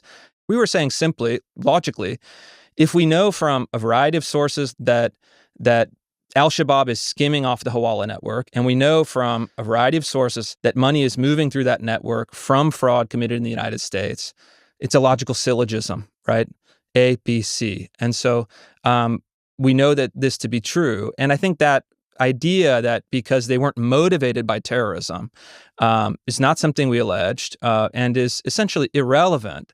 The facts as they played out were that the Al-Shabaab terror network benefits from fraud in the United States that has passed through their financial system. Your piece is actually quite careful, right? I've read the piece, I've read it carefully. And you're right, you don't allege that the point of this is to fund terrorists. Then when you sort of promote the piece, your tweet is, Somalis are stealing billions of dollars from American taxpayers and sending cash to terrorists back home. It's time for @real Donald Trump to revoke temporary protected status for all Somali nationals in the United States. It's time for them to go home. And I have, I think, 2 or 3 issues here. 2 or 3, all right. Let's go there one by one. Yeah, we'll do them. We'll do them. I'll give them to you all. You have a limited number of people, right, committing crimes. They're being prosecuted, right? The prosecutions begin under Biden. This was not like a swept under the rug thing. You guys did not come up with this. You didn't find it yourself. And they were stealing a lot of money. I mean, that part is true. The sending cash to terrorists back home, as you say, you have a more complicated I linked view. to the piece, and then you could your rhetorical and then none of the people, as far as I can tell, were doing this were under temporary protected status, which is only about 750 people, right? So there's this move to say it's not just like some criminals, it's Somalis. And it's not just some money is being scammed because of a weak banking sector. It's they're funding terrorism. And then it's to get Donald Trump to deport people who are unrelated to the crime. Okay, so a couple points on that particular argument. So the point of the piece broadly, it raises the question of immigration, cultural compatibility. And if you talk to people with an expert in Somali culture, as we did, and the history of Somalia, as we did, you get the clear sense that in Somalia, there is a kind of kinship and clan-based culture that is prevalent for a variety of historical and social reasons. And because there has been a weak central government, contested central government in Somalia in the modern period, there is a feeling that exploiting the central government is permissible. And I think the underlying point, which is very uncomfortable, not just for people who are small L liberals, but even for many conservatives, is that actually all national cultures are not equal. And in fact, because immigration is a group-based or national border-based system, you have to be prudent in which nations of origin you prioritize in immigration. And so I think the record on Somalis in the United States and elsewhere on many of those metrics is not good. You have low levels of education, high levels of welfare dependency, and you have these cultural incompatibilities, let's say.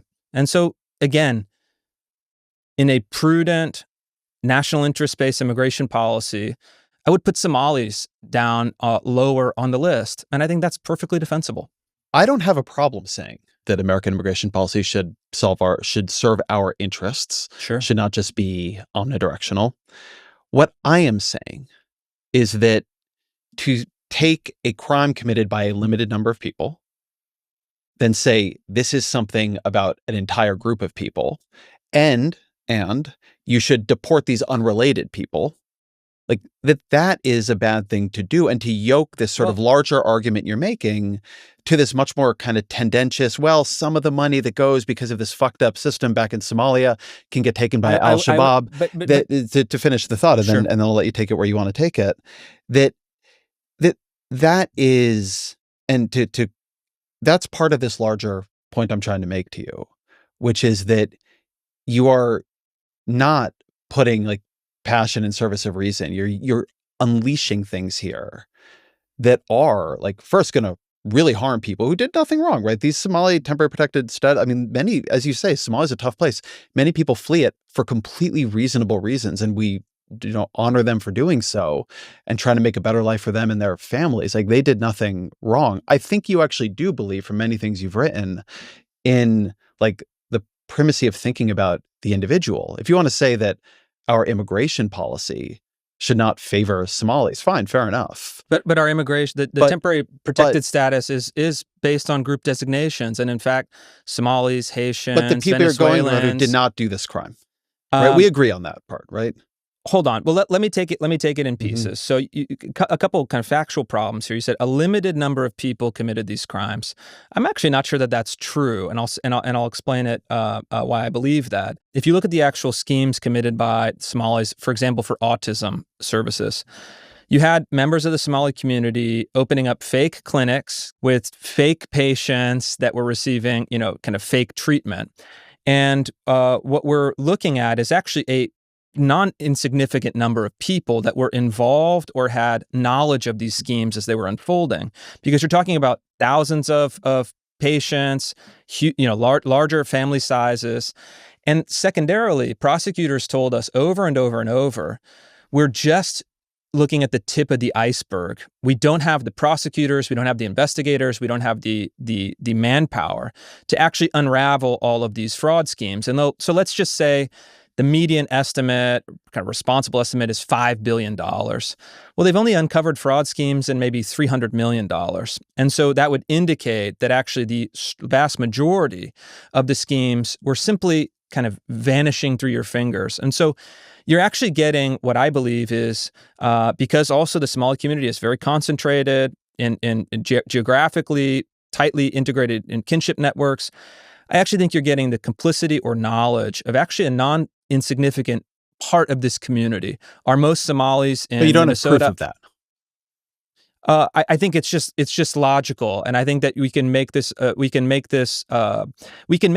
argument with a high degree of certainty based on the court documents, based on the total of fraud committed, and based on how these things are structured. And then, look, this is mass fraud committed in Minnesota, committed now in other states that we're uncovering. And, one West Coast police detective who has been looking into this said, I've been looking into this for 30 years, and organized fraud rings, in his experience, are committed to a massively disproportionate amount by foreign nationals and groups of originating from migrant groups. So this is a fact. It's uncomfortable. It's uncomfortable. I didn't argue. This is how it is. Argue that. And so the question, I've not done my own reporting on this, but hold on. But the question then is, how do we respond to that politically? And so I actually think, I want to talk about how it got responded to politically. So Donald Trump did what you wanted him to do. He put up a Truth Social post on Thanksgiving Day, which you called iconic. Is that right? You know this. You called it iconic. Did I? In which he says, you sure did. All right, let's hear it. In which he says, refresh. Hundreds of thousands of refugees from Somalia are completely taking over the once great state of Minnesota. Somalian gangs are roving the streets looking for prey as our wonderful people stay locked in their apartments and houses, hoping against hope that they will be left alone. Yeah. But then it kind of moves on from there. So then Nick Shirley, a right-wing influencer, launches his own investigation of Somali fraud in Minnesota. He starts going to daycares and knocking on them and being like, hey, are there kids here? And these women come out and they don't speak English and they're like looking at him strangely. This gets, I think, like 130 million views across platforms. It goes crazily viral. But I want to play this clip. You did this podcast conversation with Richard Hanania where you guys were talking about this. And I think what you say is interesting. Sure. If you look at the Nick Shirley video and you really dig into it, there are two things happening. Okay, on the surface, he's shining a spotlight on something that is very real, that is a kind of endemic form of corruption, and he's bringing it to life through kind of Zoomer style, YouTube, kind of gonzo video production. Okay. It draws attention to a real issue. It's driving politics in the right direction, and it's, I think, overall beneficial. Granted, your critique of what's happening under the surface is also true. I mean, I couldn't publish the conclusion. Nick Shirley gets in there, sees a building is empty, and then assumes, they're committing $70 million of fraud or whatever. As a journalist, as someone who has to go through fact-checking, legal review, kind of peer scrutiny, I kind of clam up and I'm like, oh, wow, man, you're about to get sued because what you're saying is just not defensible as a journalistic process.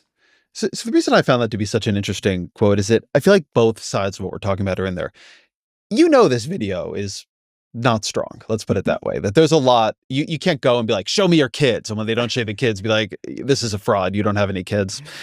On the other hand, you have this contrary feeling that, well, it may not be true, but it puts attention towards something real. It's like in line with where I want politics to go. It does become a huge issue. We'll talk about what it leads to. And like, I can feel this tension. So, I mean, how do you balance that? Yeah, I mean, well, first of all, it's a free country. Everyone has the First Amendment right. And so therefore, you can't say, I don't like this for these reasons, therefore you shouldn't be able to do it. But I think this is just another instance, an example of the right being under-institutionalized. And so what I would say is that an ideal, say, outcome or method would be to take someone that has charisma, that has courage, that has curiosity, someone like Nick Shirley, and then integrate that person into an institution to put up those guardrails to refine and really improve the product itself, and then to use that attention toward productive ends. And so that would be like the ideal. That's the kind of thing that I think would be good. But the reality is that on the right, the media is so fragmented, and the media institutions are not that strong, not that well developed. And in many cases, highly risk averse for obvious reasons. And therefore, there's an entire territory that is ceded to people. I don't even know if Nick Shirley is right wing. I'm not sure I would even categorize him as that. I think the story landed in that particular manner. But you have people, independent. He's not left wing. Let's say citizen journalists. I think that was the phrase for a while. There was great hope in the citizen journalist. Love citizens, love journalists. Citizen journalist is one of those things, like, it sounds good in theory, but in practice, there are some real limitations. And so it is what it is. What are you going to do about it? This is the kind of thing where, as an individual, my only reaction is to say, you can put out a kind of suggestion for remedy, but it's not within my direct control. I guess the thing I'm asking, not as an individual, but as an activist and an analyst and somebody influential in the administration that responds to these stories, yours, his, by deploying a giant ICE and Border Patrol deployment to Minnesota. That deployment ultimately, and the fighting around it, leaves Renee Good and Alex Peretti dead. Minneapolis calculated the economic impact of the raids at least around $700 million. Joe Thompson, the acting U.S. attorney in Minnesota, who was leading the fraud investigations, he was quoted quite a bit in your original piece. He resigns in anger after Trump's Department of Justice demands his office investigate Renee Good's wife.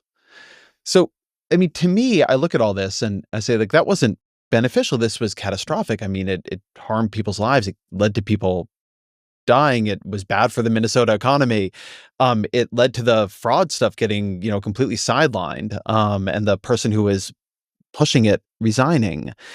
That this did not go in a good direction, in part because it wasn't based on good information. But now, looking back at the whole thing, do you disagree with that? Yeah, I would disagree. So, well, I would agree with certain points, but I would refine them and disagree with others. So, I mean, the fraud work is continuing. The vice president is now chairing an anti-fraud task force.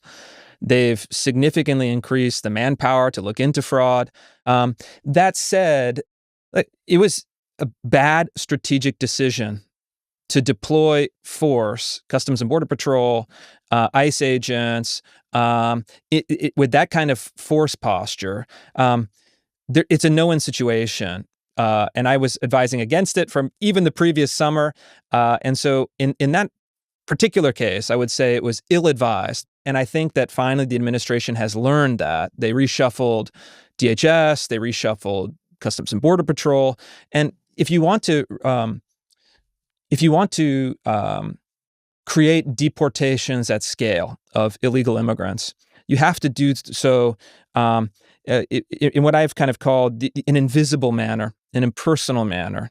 You have to change banking regulations, financial transfers, remittance fees, employment verification to incentivize self-deportation. Because the idea that you could deport people by simply sending in armored cars with ICE agents on the side is delusional. It's never going to happen. I think there's part of the right that wants that kind of macho imagery, but if you look at the underlying substantive policy that you want to enact, I think it's detrimental. And in fact, the situation in Minneapolis, again, in that sense, did not achieve the stated objective for reasons that I and others had predicted.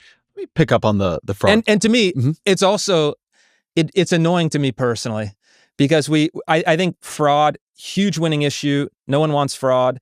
It's a huge problem in the country.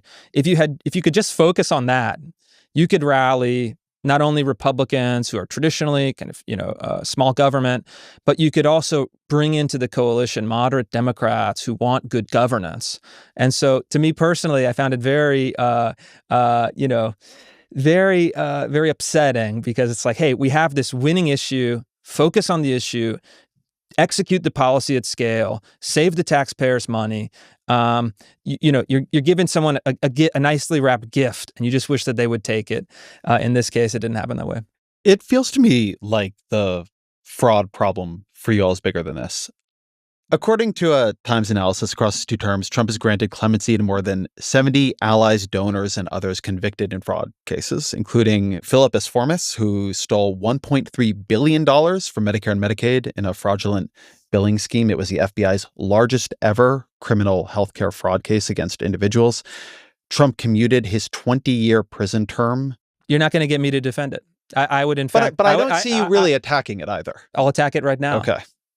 Shouldn't have done that. And in fact, if these people were convicted of fraud at that scale, 20 years seems like a light prison sentence. I would double it personally. And so, this is the push I'm making, and I recognize you're not going to defend this, but there is this movement on the right now to focus on fraud. You've been very much leading this. Meanwhile, I look at Trump and he's gutted the machinery of anti-fraud enforcement all across the federal government. He gutted it at the IRS. There's a tremendous amount of fraud in tax returns. We all know that. And huge amounts of money are being stolen under those terms because now the audit capacity has gone way down. He gutted inspectors general across the federal government, the people seeing what is happening inside these organizations. He destroyed the Consumer Financial Protection Bureau, which did a lot of anti-fraud work. Debatable. I recognize we would debate it, but what I don't think is debatable is that Trump and this administration have sort of systematically gone across the federal government and taken apart parts of the government that are supposed to watch if the government itself is committing fraud and if taxpayers and others are. I look at the country right now and I see Donald Trump has you like using piracy around the Somalis. I think of the Trump and the Trump family as pirates. I think that they are looting the country for their benefit. I think that that's what the Qatari plane is. I think that's what the crypto investments are.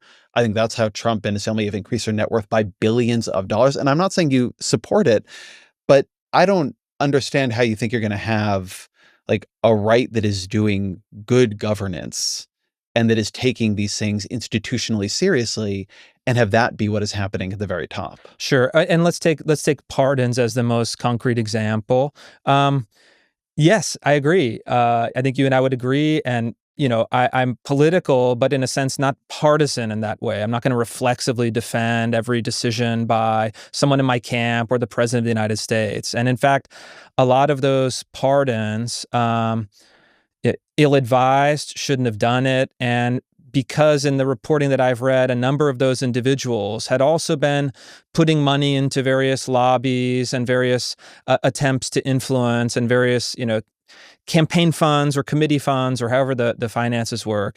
You create a perception of corruption that is not good and does, in some ways, undercut the good work of combating systematic social service fraud as a whole. But from my point of view and how I have to look at it is, okay, you live in an imperfect world. You don't have ultimate control. My influence is great on the things I care about, on DEI, on higher education, defunding NPR, whatever. Go down the list of. You've been very influential. I agree.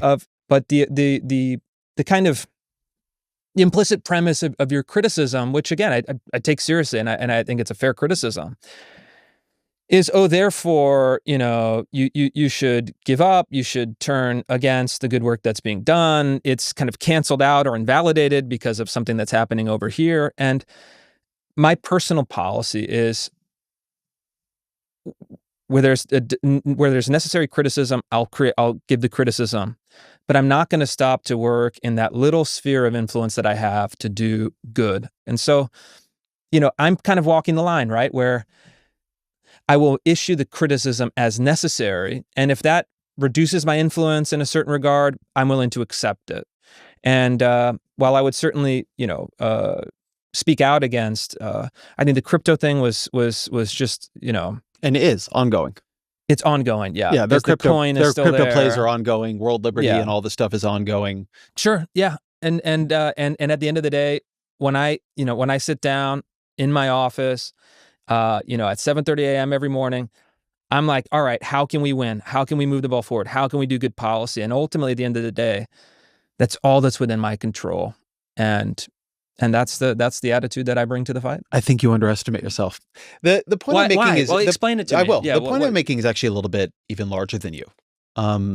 Look, the one reason I have you here for this conversation is I think you're very, very good at what you do. I think you're probably the most successful activist, certainly right-wing activist of this era. But maybe overall, you're saying? Huh? Maybe overall. Maybe left and right, in general.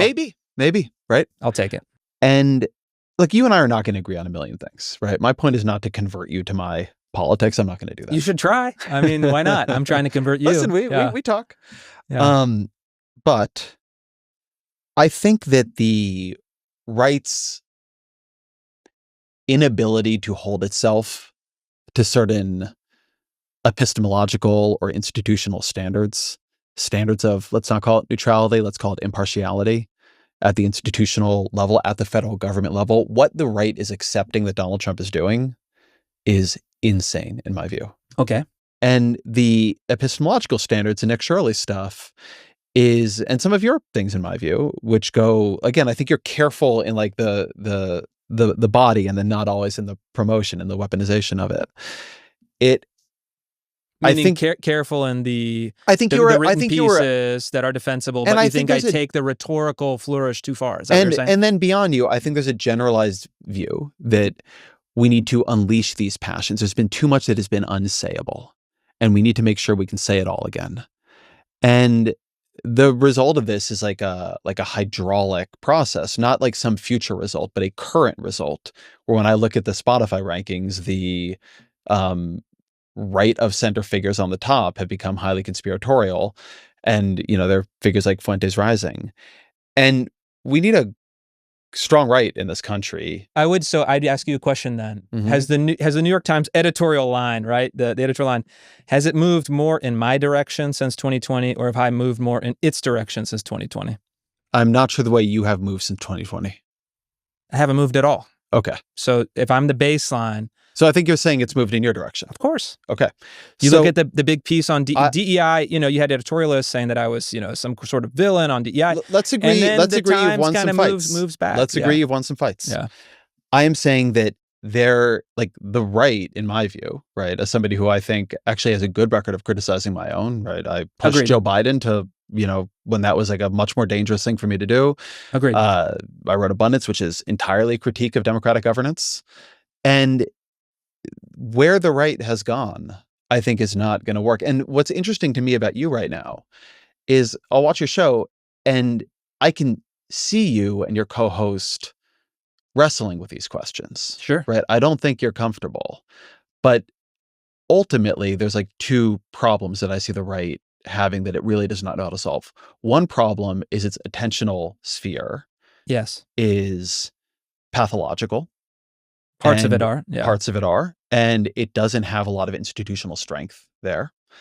And the second is that you cannot challenge Donald Trump. You can sort of say some things he's doing you don't like, maybe wouldn't fully support. But Donald Trump is the Sun King and he has to be obeyed, or if you go too hard, and he's shown his ability to do it. Yeah. If you go too hard, you get like pushed out in a way maybe you can't come back from. And those two things are allowing a tremendous amount of bad ideas, of actual corruption, of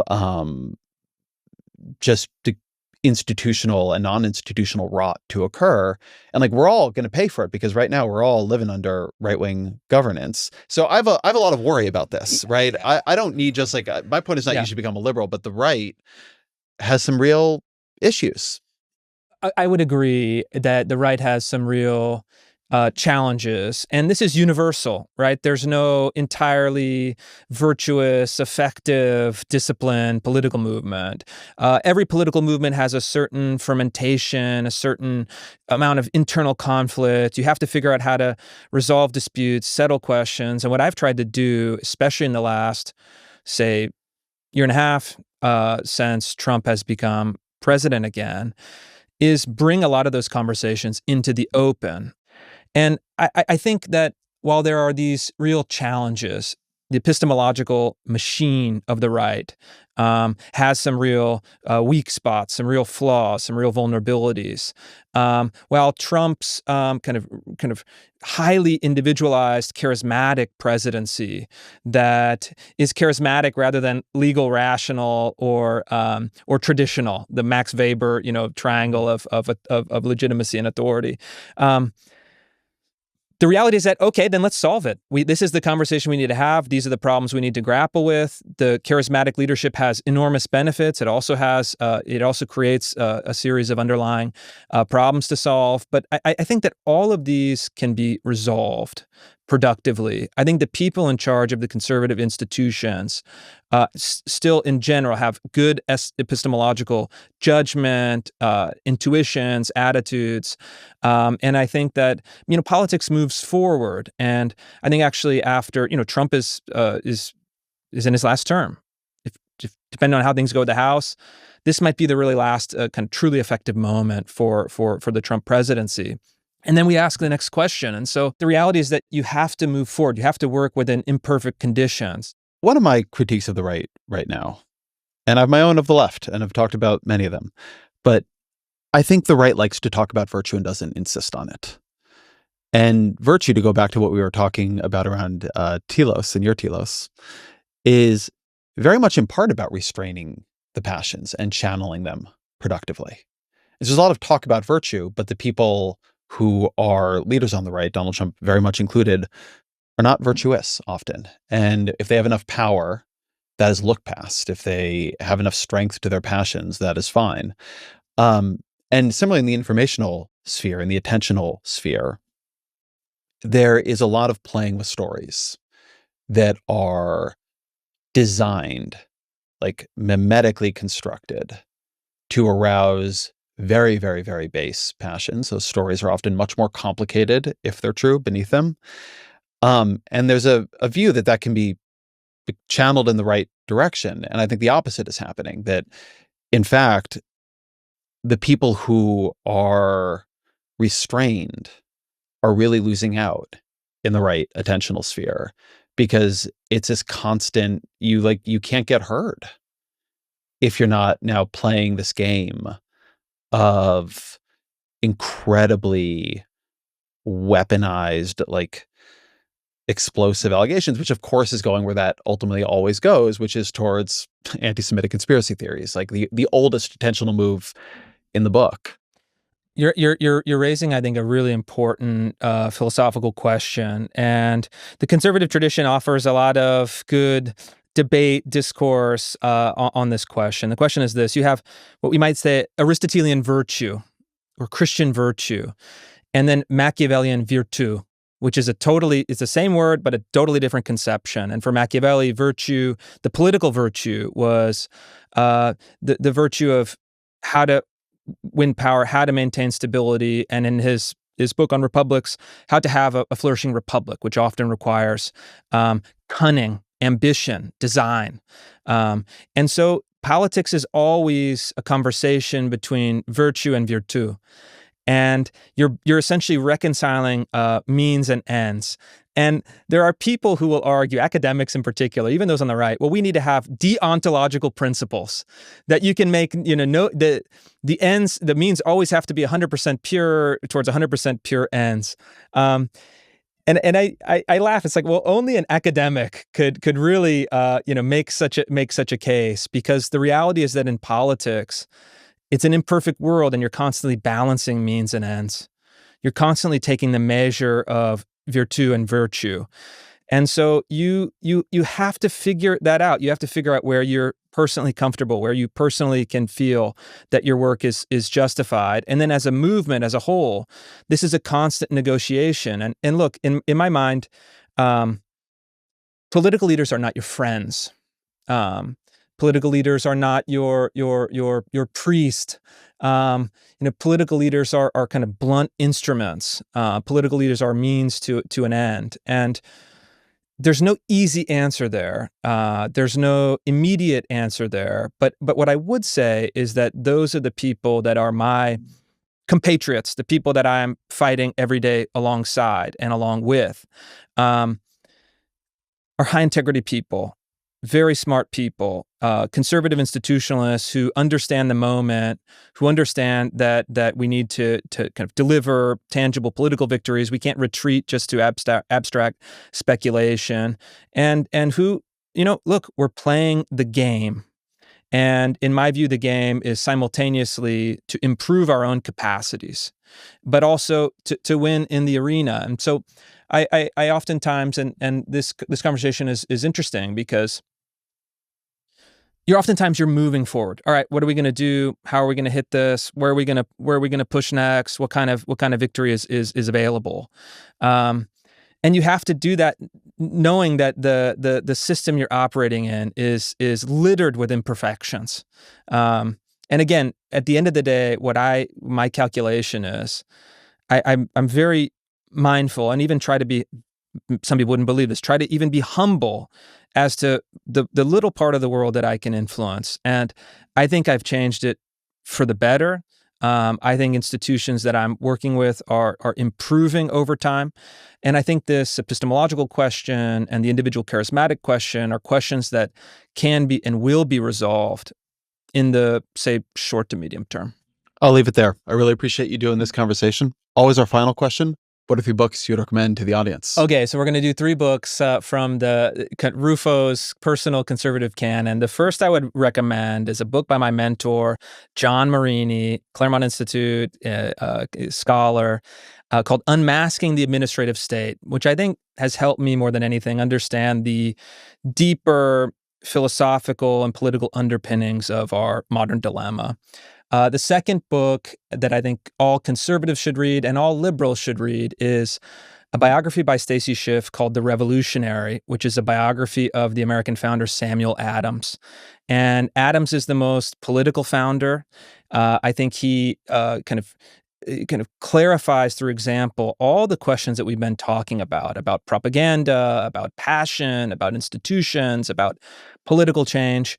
He's the kind of key and the forgotten founder, really. He's been downgraded for centuries now, but I think he's actually the most important founder. And then, third, I would recommend a number of books by the kind of conservative journalist, former NYU professor, James Burnham. Wrote a book called Managerial Revolution, another called The Machiavellians, another called Suicide of the West. And for me, Burnham is someone who has the kind of sophisticated analysis that helps illuminate these questions. His work is quite good and might even be interesting for people who don't share, my political convictions. But which book of his would you start with? I would start with Managerial Revolution, again, because it kind of describes, it's in the 1940s. It's unbelievable. You read it now and he's describing the world we live in, but he's describing it from a point of kind of optimism, American optimism, but he already saw some of the problems that were starting to emerge. Chris Rufo, thank you very much. Thank you.